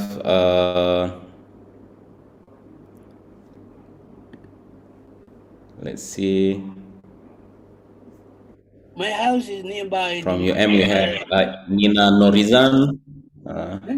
Nurizan. Hello? Cik Nina Norizan, probably if you are still monitoring, if you have any comments that you'd like to make, or from anyone, yeah? Yeah. So we also have from Taksin University, we have Mr. or Mrs. Arsaya Chotipanik, and then Chanatip Gaitong, and Pawina Jun Pradit. I hope you don't mind my pronunciation. If you have any question, please ask. The last note that you made about personalizing the letters, the letter. So when you wrote letters, as you said, you have to write a letter that persuades. Sometimes you have to include a personal touch there, like personal connection. Yeah, something that you understand about the person that you're writing to. Sometimes in the textbook it says that when you're writing a formal letters, leave out any personal matters. So keep it to formal. So what is your take on this? I don't think you agree with this textbook. Okay. No, I agree with the textbook, because when you write, Okay. when you write a letter, the contents of the letters will be public. Not yours, not the receivers, but public. So when you mention just a little bit that I forgot to mention before, for instance, how is your golf at University of Malaya? That's it. Not to explain that you won, but if he or she won a national champion, then you can. But not golf that are associated with someone personal. But if he wins or won national league, then you congratulations. You can start even the first paragraph. Congratulations to your national award on golf. I do hope that you proceed having similar success in the future. That's it. So not very personal. So it's a mere acknowledgement, yeah. A kind of. I had Yeah. one time I Yes. mentioned in a letter of Pak Sham to his friend in Germany, Sorbonne University, because he never visited his friend for quite a long time, and his former teacher was old enough when he wrote the letter, and saying that when I received your letter last week, it reminded me of having satay at a restaurant in nearby Eiffel Tower in Paris. Just it that short one. So not something that deal with personal. I hope I answer your question. Okay, so it's just a mention to acknowledge what's taking place. Yeah. So we are not going to go on and on about these personal No, matters. no. Yeah. Because the Yeah. message there Okay. is to mention that we know each other, that I don't forget you, the historical moment that we went through together when I was in Paris. Okay? Yeah. Just Dimitri. to recollect some of the most current memories, probably, but yeah. Yeah. All right. Uh, Thank you, Pak, for that, for the answer and for the insight, as always. And we hope there are more people to ask questions. And I hope people are still monitoring. Yeah, I believe people are still monitoring and would like to hear more from you, but just while waiting, probably we'd like some discussion as well. But if not, I will let you, Pak, to go on with the next material or the next topic. Pak Revanza in Labuh, are you still monitoring, Pak? We met Pak Revanza a while ago in a meeting.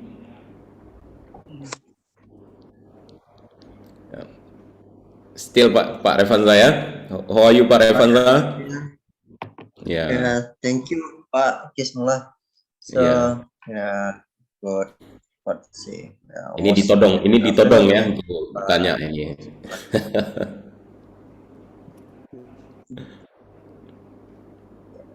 So, what I feel in my mind is I'd like to know about how we communicate, or let's say we have a situation that we need some quick response from our college, from our partnership at university outside. But we know that they are busy sometimes and they have a lot of things to do. So how do we communicate our needs in a proper manner, and something like that. So I'd like to know from your experience, Pak Kismullah. Sometimes you know, as I mentioned before, that I wrote a proposal and sent it to Japan, and we received it a year later. Because Japanese government has to deal with almost 200 countries in the world. And Japan is I think the fourth of the fifth countries that provide aids for development in another country. So it depends on organization, the size of organization. It depends on if you have any connection at that office. For my proposal that I wrote to Japan, I had a good connection with the embassy of Japan in Jakarta. So I could ask the embassy whenever I went to Jakarta, stop by the offices and ask the progress of my proposal. There are a lot of head of dinasis of Aceh, and there are hundreds of scholarship available, but the scholarship are not provided for Aceh. because many of our head of dinas do not speak English. And they don't even dare to go and visit foreign embassies in Jakarta. Foreign embassies in Jakarta do have many scholarships, but they don't have staff to distribute, to visit universities in Indonesia and inform Indonesian universities or Indonesian public about the scholarship, because they have only 5 scholarships, 10 scholarships, or 3 scholarships. But if you go there, that will be ours. In my very busy time, I have two lecturers. He had been studying English for many, many years, but his score was never above 500. But he's able to speak English, but not able to write English properly, and not having sufficient vocabulary to comprehend the text. So I wrote a proposal to him, for him, to the embassy, Portugal embassy. Nobody thought that there are scholarships from Portugal embassy. And within 3 weeks, we received responses, and he went to Portugal and studied in Portugal for master's and PhD degree. We also had a chance to have scholarship from what you call that, AIT, Asian Institute of Technology in Bangkok. The scholarship is small, so they are not there to send the proposal, to send the scholarship, open the scholarship as competition, because only 2 or 3 scholarships. How can you ask someone to compete with 3 scholarships? So on my way back from Japan, stopped by in Bangkok, and remind me of my old colleague who had become the rector of Asian Institute of Technology, or AIT, Asian AIT. So I stopped by there and said, I had a senior lecturer of my university who is interested in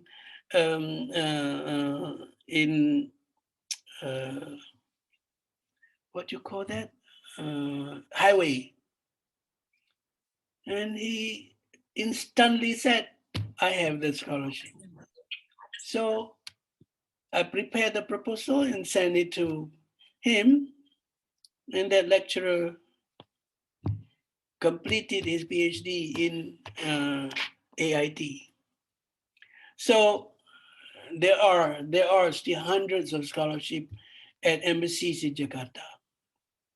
Remember, Indonesia is a big country, so sometimes ambassador to Indonesia also represent for East Timor, for the Philippines, for other countries around.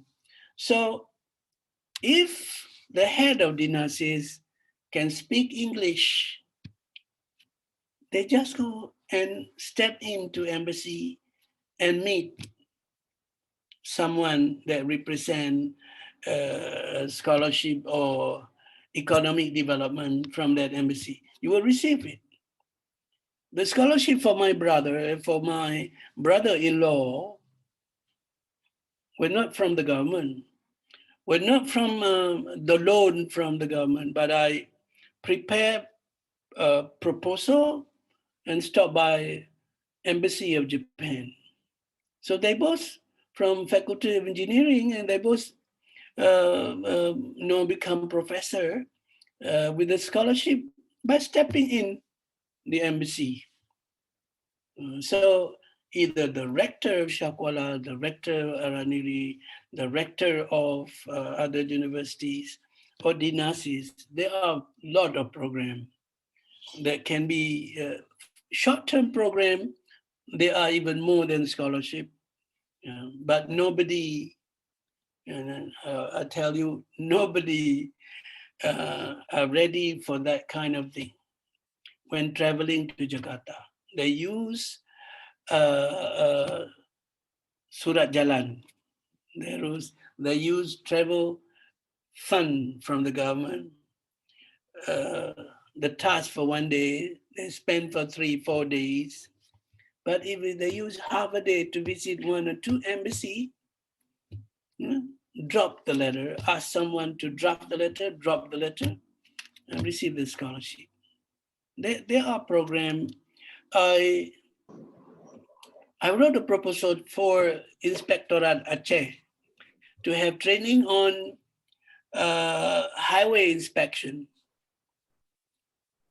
So almost 40 employees of their department studied there for 4 weeks, how to inspect the crack of the bridge, the structure and the density of the road. So that kind of things are not used by Aceh government because the Humas at Aceh government, many of them do not speak English, not to mention how to write proper English. And as mentioned by the late Professor Ali Alatas, former Minister of Foreign Affairs, when I met him in Bangkok, he said that the diplomacy of Indonesia is tumpul, not functioning well. Why?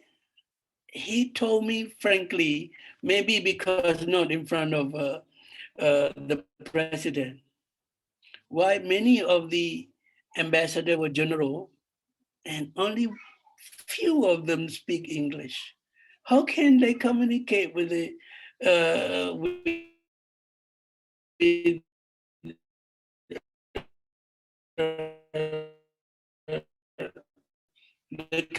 country that they serve? Ambassador could not speak English. And so in many meetings, the attaché is representing ambassador. The same thing happened in Aceh. And the problem is communication. So, All right, thank you, Pak. I think that there is a experience that we all appreciate, Pak Revanza, ya. And Pak Revanza is the head of Office of International Affairs at Universitas Tuku Umar, Pak. And a lot of our participants today are representative of Office of International Affairs from universities and the university network of IMT-GT. All right, Bu Ria, do we have attendance list for the participants? Probably we could remind the... Yes, Pak Kis. Yes. But after some minute, after okay, presentation, you will everything, Pak. share the list later, the form later, yeah. All right, Pak. As we have no pending questions from participants, from our colleagues and friends from University Network of IMT-GT who are participating today, probably I will hand back to you to continue with the materials that is remaining. Okay, I need to go toilet for 1 minute. Okay, no problem, Pak. All right, thank you, Pak Revanza, for your questions. And Pak Kis, while waiting for Pak Kis, probably we would like to greet our friends from Prince Songkla University. Thank you for joining. We have Anna, Miss Anna from Prince Songkla University, and we have also participants from UPM, University Putra Malaysia, from UNINET, and also from Universitas Riau. Maybe some of the participants we have met earlier. Yes, hello, Anna.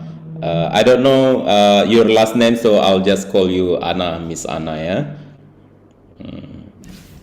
All right, and we also have, of course, we have. Thank you very much the to invite us and to provide us this opportunity to meet you and learn from you and learn the experience of your excellent speaker. Thank you. Yes, thank you, Anna, and thank you for participating as well. And probably in the next series, we'd like to invite or Prince Songkla University also to collaborate in organizing this meeting, probably on different topics that are beneficial or useful for our international offices across universities within our region, Miss Anna. Yeah? Thank you for participating, and to everyone, of course. And now we have Pak Kismola all set up for the next session. Pak, silakan. Yeah. Okay. This on the left is letter writing, simple. Everything actually simple. So you have recipient address, writer's address. This is common international format. Indonesian format, of course, different. Yeah? So you have dear sir, introduction, main point of letters, second point, third point, conclusion of the letters, your name, and signature. Unfortunately, today, I wish I have time to show you how to write it, how to write the letter, and every memo that we mentioned before. Maybe when the COVID-19 is over, then we can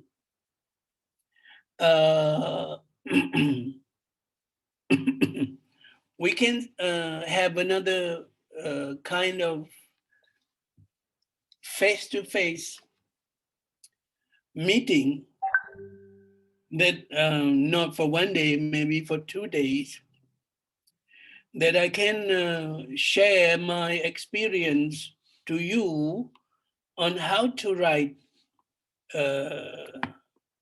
all kinds of things that I have mentioned.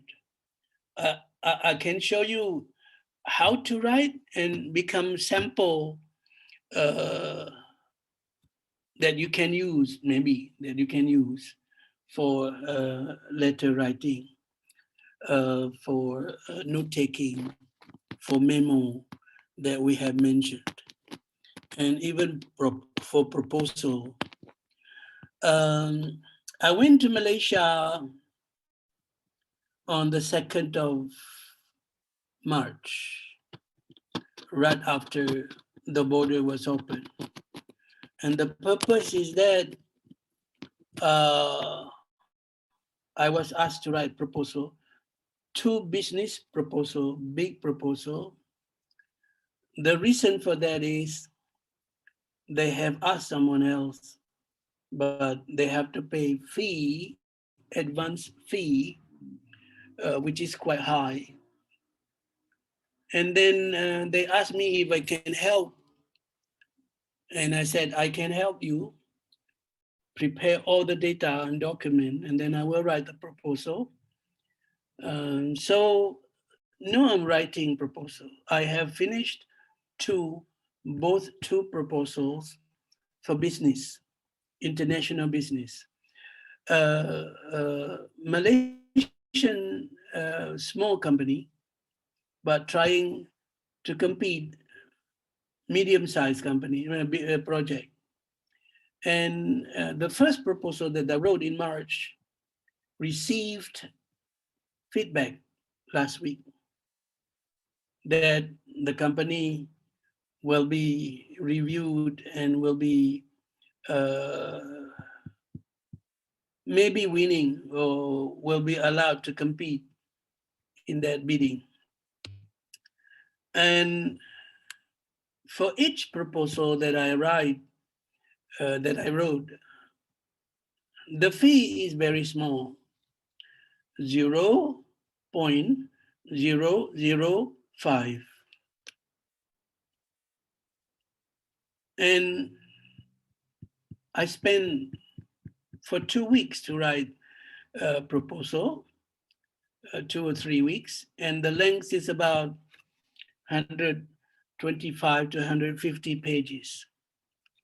So if you know how to write proposal, it's also an income generating business. And I did the same for Indonesia from 1993 to 2003. I wrote a lot of proposal mostly for the government and for business companies in Japan or other countries. And I was paid 3% for any proposal that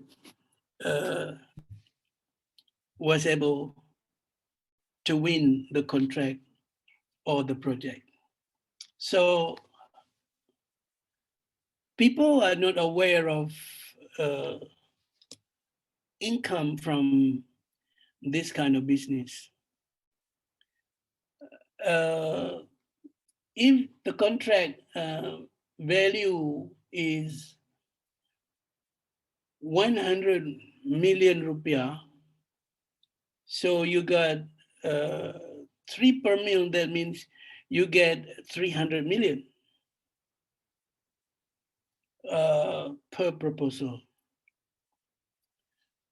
Sometimes if you are agree to write not to be paid first, but be paid after the contract is won, they might give you higher. It depends on the size of the project, the projected benefit that they may get from that project. Okay, Ria, next. Ria, next. Ria, okay. Business letter, beginning, composing body, closing the letter, finalizing the letter. Business writing, instructional, informational, persuasive, transactional. So when you write business writing proposal, for instance, business letters, yeah, the form is the upper one. And if you write proposal or short letter for business, the format is the below one. Even if you write business proposal, which is lengthy, the majority of content is almost similar to the one below. That is instructional. What do you want to do? The name is not instructional, of course. What do you want to do if your company and the other company are working together? What information that you supply to them and what information that you need from them.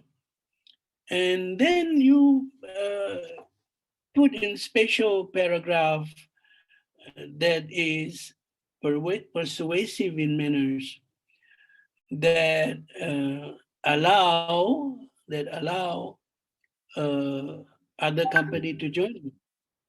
And then before you conclude, there is a transactional of the business. Let me give you one real example of Shakwala.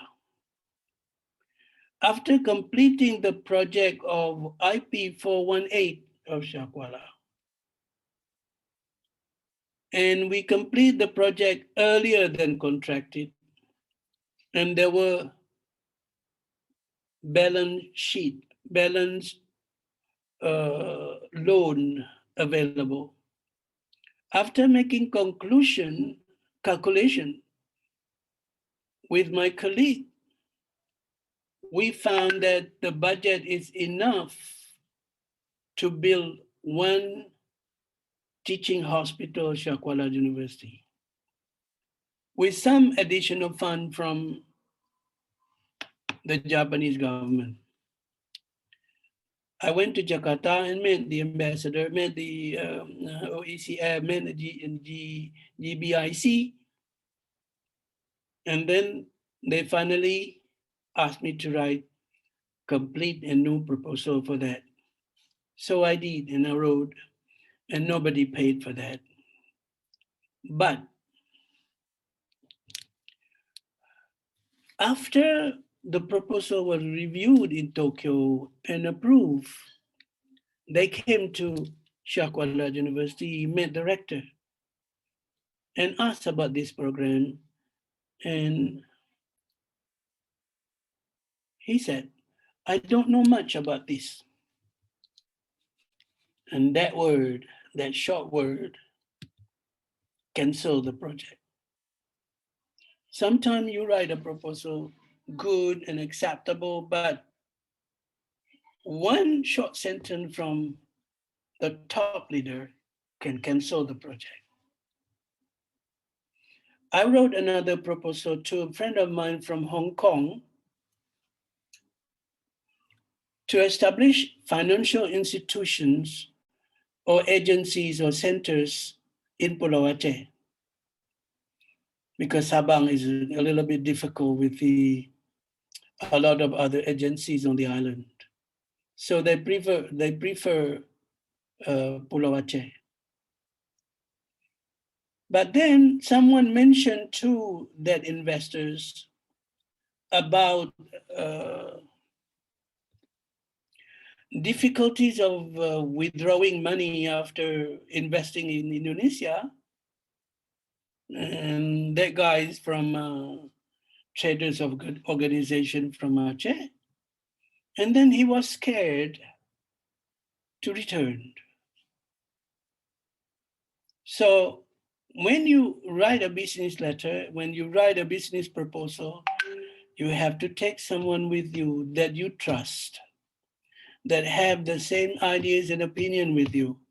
Otherwise, your proposal will be meaningless and not useful for yourself, for the community, and for the country.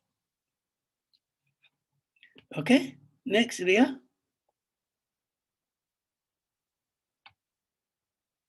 Okay, the 7 C's of principle and principles of business letter.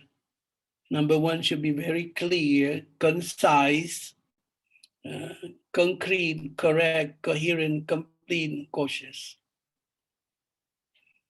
I give you an example, and even if he is still alive, he will allow me to tell you this. The rector of Shakwala University asked me to draft a letter to a big company to provide scholarship. His name was Professor Dr. Abdullah Ali. He is a very mathematical person, logical thinker. And that's why when he takes decision, it takes time. Takes time to take a decision. So we have been drafting letters for a few days, and no final conclusion was made by him. So I took a decision as the head of, the first head of Bidang Kerjasama Shah Kuala University, maybe now international office. I was the first at the university. I wrote my own letter,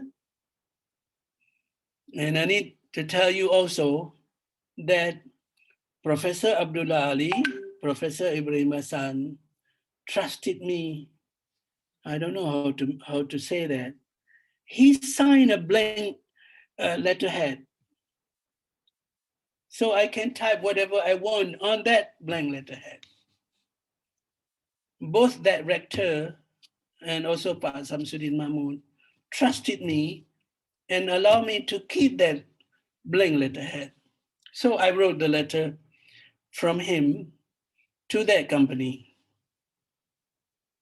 And not long after, we received the money, and that money is used to be Dana Abadi Pendidikan Shah Kuala University. Okay? So while we are drafting letter for the 6 days, the checks arrive. If I transfer the amount for today, maybe about 5 billion rupiah. The check arrived, and he received the check and called me, Kismullah, we don't send the letter yet, but the money is in this check now. Who wrote the letter? I did. I wrote the letter on your behalf. Not on your behalf, but on your letterhead. He was so shocked and surprised, but he was not mad at me. Because he asked me, where is the draft? Where is the copy of the letter that you sent? And I gave it to him. And then we had a long argue with him. Why did you do this? But I am a business-minded young man. You are an academician with linguistics intelligence, logical thinker that take decision very long, and it's impossible to do to take decision for a person like you. So I took the action to speed up. Otherwise, the money might go somewhere else. So he appreciated me, even though that was administratively not bad and not good. But since he trusted me, I did that.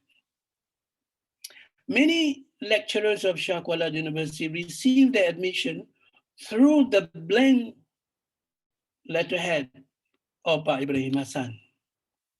Some of his signature was in the middle, half middle, or below, or at the end. So I select which proposal is, I draft it first, and then I match it, and then I print it and send it. And sometime Pa Ibrahim Hassan received the letter. Thank you for your request, and we had a meeting, and we approved the scholarship of this guy. And Pa Ibrahim Hassan asked me, did I write this one, Kismola? Yes, you did. This is the copy of your letter. No, I didn't read it, I didn't sign it. You signed the letter, but I wrote the letter on your signature. But he allowed me. And Alhamdulillah, I never cheated on any of that, even though he gave me a lot of high trust for that. Okay, so clear, concise, concrete, correct, coherent meaning relevant to previous meeting, previous letters of communication. Complete, cautious, meaning that you write it in a friendly manner, not in rude and rough or in plain, but with friendly matters. Okay, Ria. Next. Okay. I apologize for all of you because I thought this This meeting will be on Saturday. So I was not prepared when Ria called me at 9:30 last night. So I prepared this 30 slide from 10 to 12 last night and from 6 to 9:30 this morning. So if the slides are not good and complete, apologize for that. Persuasive technique in writing letters. Match the technique with definition. Rhetorical question, something that can prove of your own point of view. So the letter should be rhetorical. When you read it, when you take the letter out of the text and put in your mind, it will be rhetorical. That can remind you at any time. So when you remember, when you remember the letter, it reminds you about the contents of the letters. Emotive language. Use emotional language as good as possible. And use linguistic intelligence as much as you can. By linguistic intelligence, I mean that the word that you select is purposely useful and linked with the objective, with the aim and objective of writing the letters. Okay. And then if the letter is read by the recipient,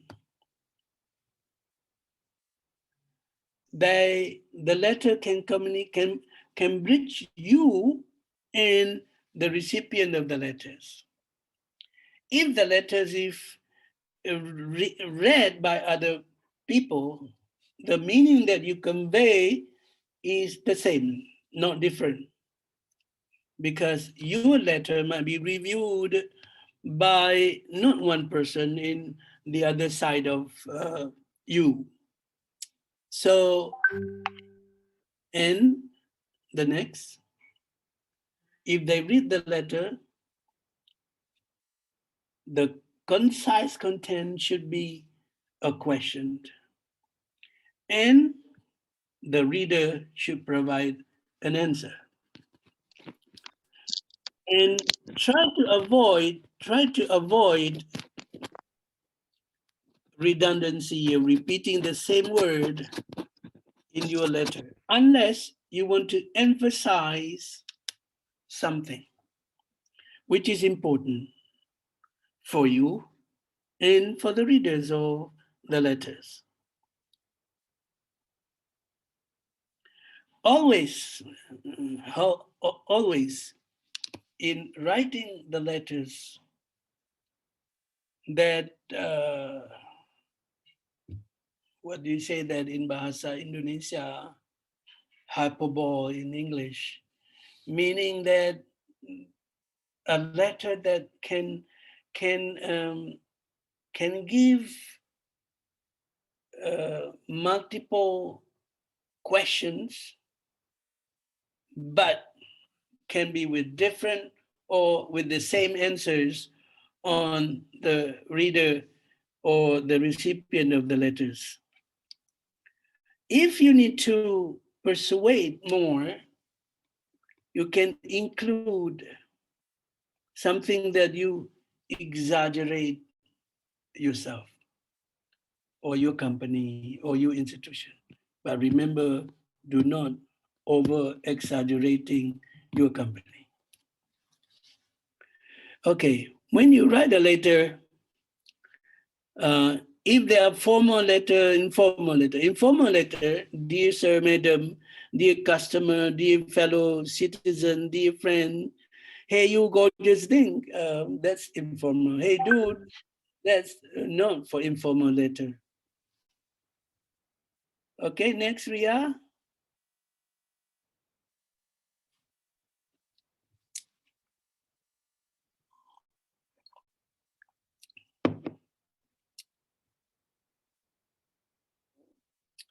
Okay, so business letter not only one way out, but it should also be two ways of communication. So a routine letter is sometime when, like in Malaysia, they always use the word meeting number one, meeting number two. So they have different meeting. They name and they number the meeting because to clarify the information. And that is used for routine letters. And we never had that kind of thing in Indonesia. In the US, they do have that kind of thing. They numbers or they refer to the date. In America, they don't refer to number or meeting numbers, but they refer to the date in regard to your letter dated blah, blah, blah, blah. That in the US. In Indonesia, rarely use that kind of statement. But in Malaysia, they use meeting number. And follow up the letter if no response from the first. And then acceptance letters. If they offer something, then you accept it, such as if the applicant from Malaysia, Thailand, apply for scholarship to study at Shah Kuala University. And for all fellows from Malaysia and Thailand, you can communicate with Ria if there is, I believe there are scholarships for you if you want to study at Shah Kuala University. The scholarship could be in the form of tuition waive or other fees waive, but you have to pay your living allowance. The scholarship can be tuition waive, 50%, 100%, and then they provide you housing allowance for you, not in the form of money, but in the form of room at the dorm, international dorm that we have. Or when you write rejection letter to someone who applied for scholarship, resignation letter, inquiry letters, complaint letters, adjustment letter, persuasive letters. If you need to persuade someone to get a scholarship or to get some assistance, you persuade someone. In case of me, for instance, I have an invitation to go to China, but I have to delay it because of COVID-19. I don't know this rector, I don't know this person, but I wrote a short proposal to him before COVID. And I would like to visit that university and develop cooperation to have native speakers of Mandarin to teach at our language center, Shah Kuala University, because my projection is that in the next 5-10 years, more and more Chinese universities are offering scholarship. So in China, the scholarship is not only from the central government of China in Beijing, but also in state university, in the university itself, and from companies. And more universities in China are offering classes with English lingua franca, meaning that the language of communication, the language of instructions will be in English. So not Mandarin or other dialects of China. Okay, Ria?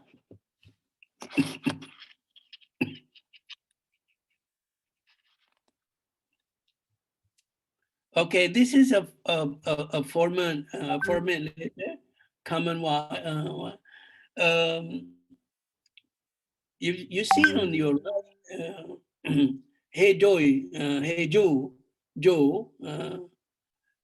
that is not a formal salutation in the letter, but formal one should be you greet, hey, no, hey, dear Mr. President, dear sir, dear Mr.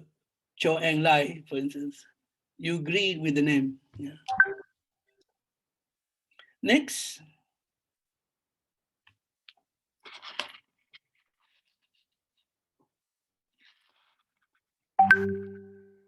Okay. When you read the body, I am the chairman. This is the first paragraph. I am the chairman of the 2017 Metropolitan Medical Conference that is being held this year in Miami, Florida on July 5, 2017. I write to invite you to present your groundbreaking research on beta block with our conference participant and invited guests. Beta means something that you cannot see. Block means something that block your heart vessel. So this is dealing with uh, cardiologist, medical doctor, but in the area of cardiologist. So maybe the next paragraph, maybe most of the guests are from Europe. However, this year, the number of participants from Asia Pacific is increasing due to our intensive campaign, blah, blah, blah, blah, blah. And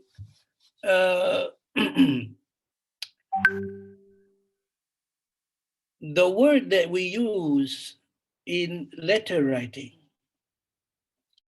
should be the word or the lexicon that are easy to be understood, to be comprehended by the reader. When native speakers is writing letters to us, many of them simplified the letter. They simplified the word, the lexicon that they use. This is based on my experience after working at the International Office of Oregon State University for 2 years. I worked there for 2 years. Initially started with picking up international students from the airport. They didn't ask me to write any letter, to respond to letters, until I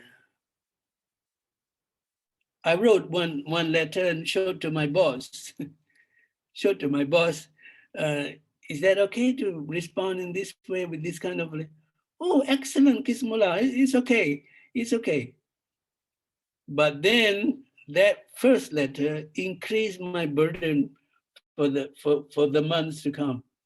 When the letters come from Europe, from Latin America, from Asia, and my boss will call me Kismula and answer this. But some might feel that took a lot of your time. They use you. But me, I don't see that way. I don't see that they use me. But what I saw is that I learn from them. They teach me. And that's how I developed my writing capacity since I was at the US university. There is one class in the US that Kismula should develop a language center, or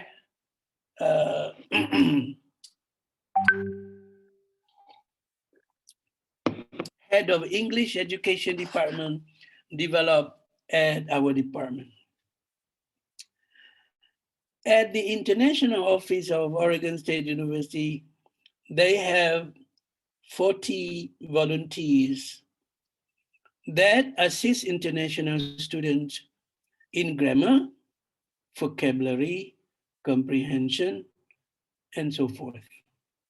So I registered my name, and I was assisted by several young female students of US, native speakers of English. And that's how I learned how to improve my limited vocabulary, my grammar, my writing skills and technique during my study there. When I lived there, I didn't live among Indonesian students because when I return, I will be fluent in Javanese or Sundanese or Minangkabaunis or Bataknese. But I live with native speakers of America. That's how I learned their culture and their language. And luckily, my American sister there by the name of Amy, and she was a high school at that time. You know that children will never tolerate your mistake in using the language. They corrected your English in front of the guest, in front of the friend, colleague, husband, and wife. So Amy, my American sister, did the same for me. When an adult was corrected by a young man, by kid or young girl, young boy, and that way of correction will stay in your mind for life. So Amy, my little American sister, hey, Uncle Kismola, that's not proper word to use. You have to use this one. I will never forget that because that's so meaningful, meaningful teaching. Okay, so go next, Ria. Okay, report writing. I have done maybe hundreds of report writing in my life, either in Bahasa Indonesia or in English.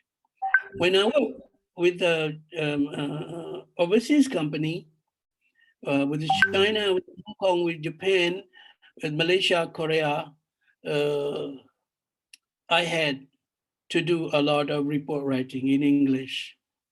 And whenever I travel, let me give you an example. When I work with GTZ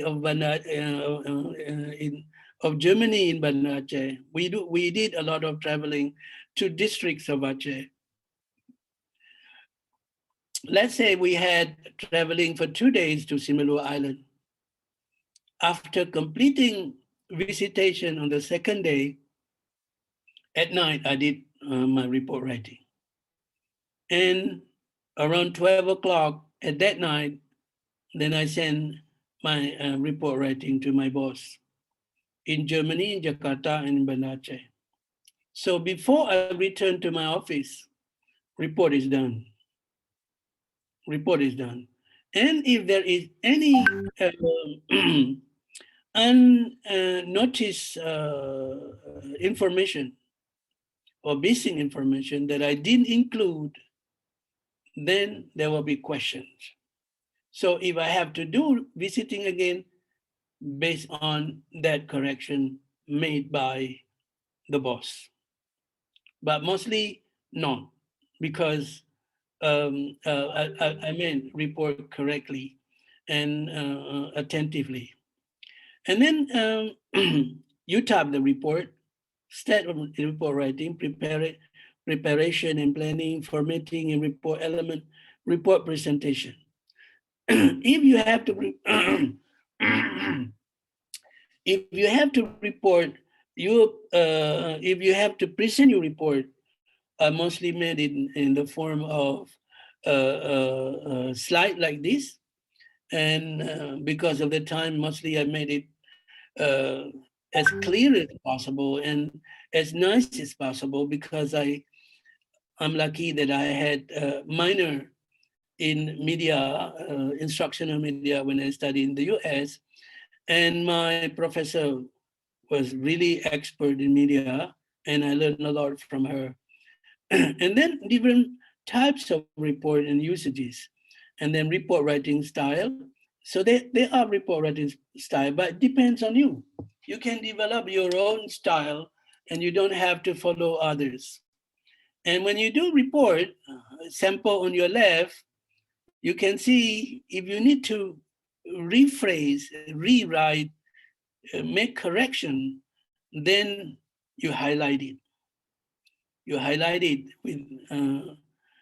with your computer if it is inside computer, or with the highlighter if you have already printed out. And this highlighting is important if your boss asks you some information regarding certain information. So you know where to get it and easy. And I have done this kind of thing in my life, making, I don't know, maybe hundreds of reports that I have made already. Okay, next, Ria.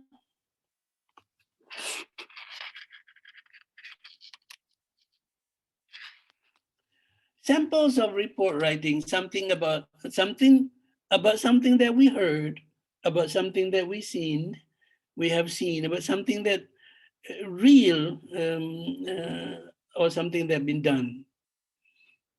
A report regarding a public leader speech, a lecture, religious gathering, and so forth. Something that you see of an incident or accident on the highway, robbery, flood, volcano eruption, visiting the principal hospital, market situation, and so forth. And about something real, about person struggled to complete his and her study after his scholarship was terminated. Last month, I wrote a letter to a sponsor regarding I made a mistake. Last year, regarding a high school teacher in Aceh Besar pursuing his master's degree at a university in Malaya. And she wanted to stop studying, canceling her program, and I advised not to. So I wrote a letter in the form of a report, in the form of a short report, 1.5 page. And I asked her to send to her academic advisor with a CC to the Vice Chancellor. A month after the response were received, and she got a scholarship to complete her study, including she didn't request for living allowance. But since I mentioned that her son was hospitalizing and may take for more than 2 months, the sponsor in Malaysia provided living allowance for her for a period of 8 months. Though not much, because comparing to Aceh scholarship, 1,600 per month, and her scholarship from Malaysian donators is 675 per month, but it's more than enough because her study was by research. And then I asked someone from my family who is good in finding a related topic to her dissertation. So my brother loaded hundreds of scholarly writing on her area of studies. And surprisingly, she completed her studies 4 months earlier than expected. And she told the sponsor that she wanted to return the last 4 month living allowance because she has completed the studies. And the sponsor said, use that money for your convocation. I'm sorry for what I have said about you in the room at the conference. I regret what I had said, and therefore blah, blah, blah, blah. So there are many ways of starting the report. If you report on, let's say, a public leader that humiliate you personally, and I have been done that by many many participants in the meeting. You know, they came and tried to humiliate, but forgive them. Yeah. But if the way you start may be different. Nobody or everyone know him in Aceh, and he's a leading figure here, and his name is this. And in the first session of his meeting, he said this, blah, blah, blah, blah. So it depends on how you did the report. I learned this when I first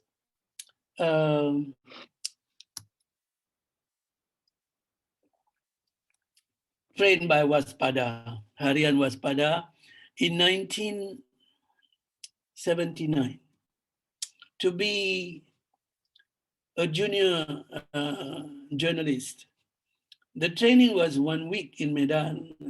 They trained me how to do this kind of report in Bahasa Indonesia, but I learned something from that training and very useful. Okay, Ria, next. How many more slides do we have, Pak? As we don't are know. approaching 12 o'clock now. Ria, how many? Ria? How many slides? Let me check, Pak. Okay.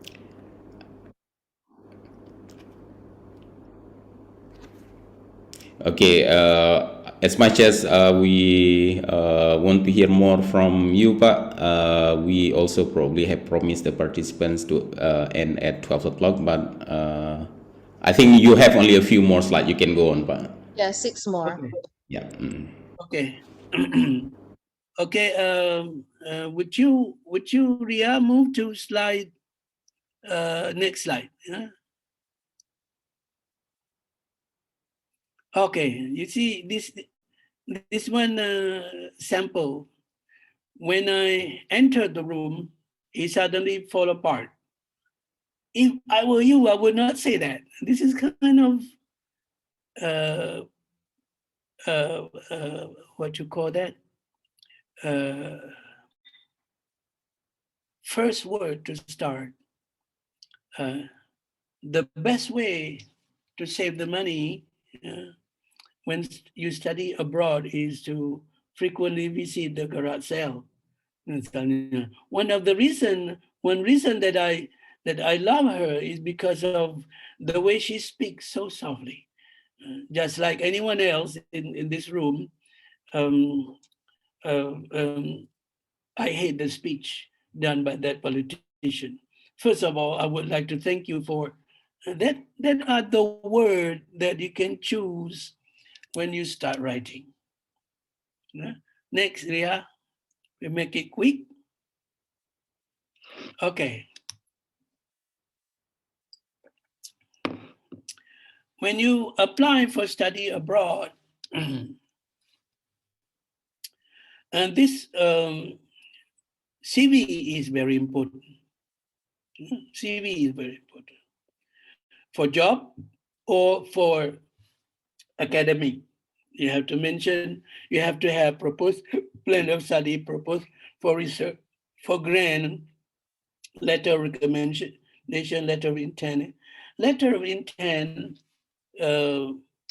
maybe in next time when the situation is permissible, we can conduct another training, but directly on the board, so everyone can see how to write it, how to write letter of intent, how to write letter of agreement, how to write memorandum of understanding, and so forth. They are different, but once you know how to place them, it will be easy.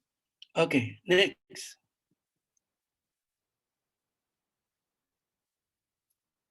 Okay, proposal writing. This may be the last part.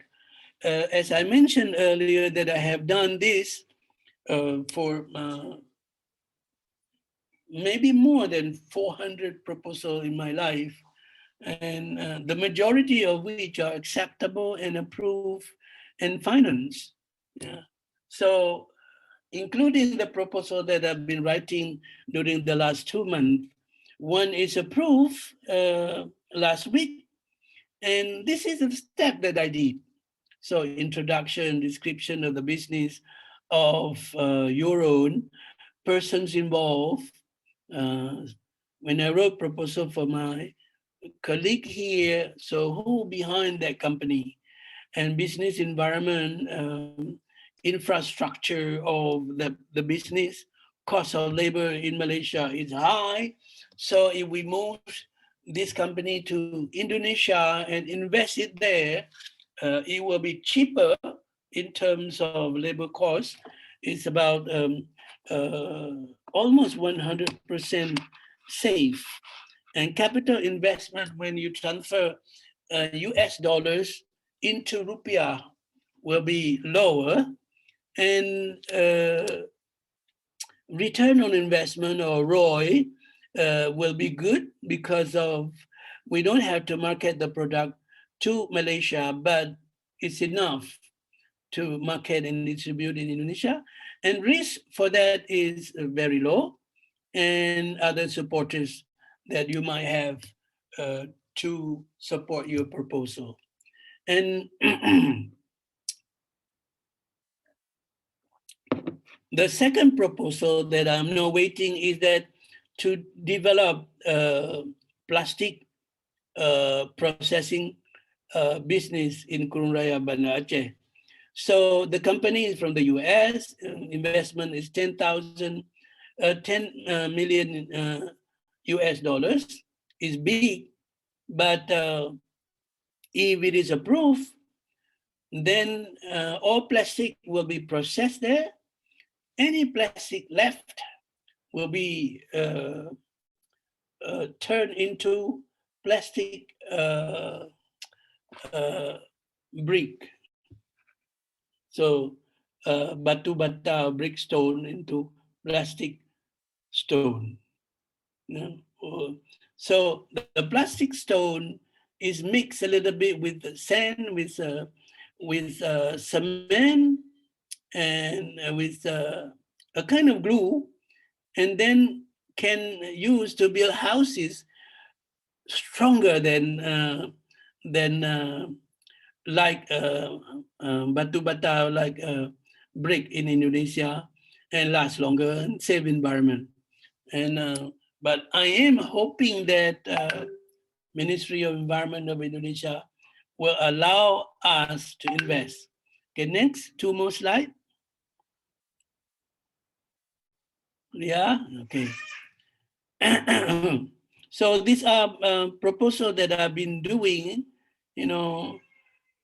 project, teaching, hospital, scholarship, and so forth. But it takes time to write a proposal. Last week, Pak Mustafa, from former Minister of State Companies of Indonesia, asked me to write a proposal for pisang and that are exportable overseas. He gave me 2 days, and I finished in 1 day. It's a 19-page proposal and sent it. And last night I received a WhatsApp and been approved. Okay, next, the last.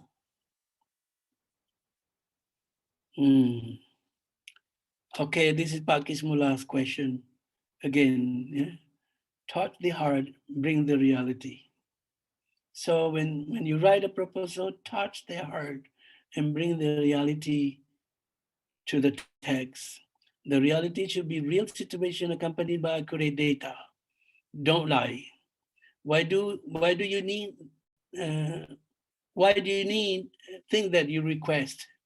You have to give proper reason. And the impact to the country, community, and units and where you work. So the impact is very important for foreign loan. But the impact for company is important for business. A short, long-term impact, a wider and longer impact is better. Okay, next. Okay, fine. So All it's right. 2 minutes over. Ini ada Pak Aulia ni, Pak Aulia. Pak Aulia. Yes, Pak Aulia. Pak Aulia has been monitoring for quite a while since you started, Pak. Okay, I have one advice. I don't want to say advice. Suggestion. Thank you very That, much, Pak Kismullah Yusuf. I have to say that a lot of lessons learned that you share with us today. And I guess this time is not enough to learn a lot of things from you. So yes, we really need your knowledge, information more about the way how to write proposals, and more importantly, the way how you negotiate and do lobby to other organizations so that it can improve and bring impacts to our community and society. Thank you very much, Prof. Kismullah Yusuf. okay. One thing I would like to suggest to Pak Aulia is that you establish a group of senior students. I did this when I studied at English department in my first semester. Not by the department, not by the senior, but by me at that time. I knew that my English was not good, so I requested the senior to teach us. So we learned a lot from our senior. So I strongly suggest that you select the best student of senior semesters and partnership them with the junior student of our department and create conversation club. That's how I learned. And that's how I did learn in the US when international office, because when I worked at international office in the US, I was the one that make list of native speakers, volunteer, make list who is guiding home. And many of them become lifetime friendship, including me. When I visited US in 2017, the volunteer and the beneficiary students picked me up at the airport. And the student, from China, and established a factory in the city where I studied, went to the airport, picked me up, provided me hotel, and even provided me with some allowance. And this Chinese student told me I had a lot of struggle. Without you, without this partner, I would never be able to survive in America at American University. So that will help. And I would like Pak Aulia to develop that kind of thing. Students, who are smart are really happy to share. So maybe you can, Pak Kismullah, you can also develop the same thing at language center or combine both. Maybe the venue may be at the language center, not at the department. Okay, thank you. All right, inshallah. I think that's a very good program, Pak Aulia. Yeah, I think we should initiate that and have students organized and and create this club. They have some smaller clubs now, but we have to have one that is more organized and more official, which is supervised by the department. All right. Well, thank you so much, Pak, for sharing your experience today and all the knowledge. And I think all participants will appreciate your sharing. This is invaluable.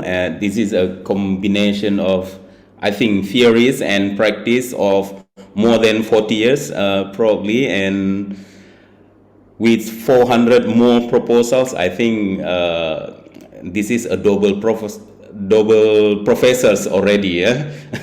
So because and a lot of them were approved and financed. I think that's quite an experience, Pak Aulia and all participants.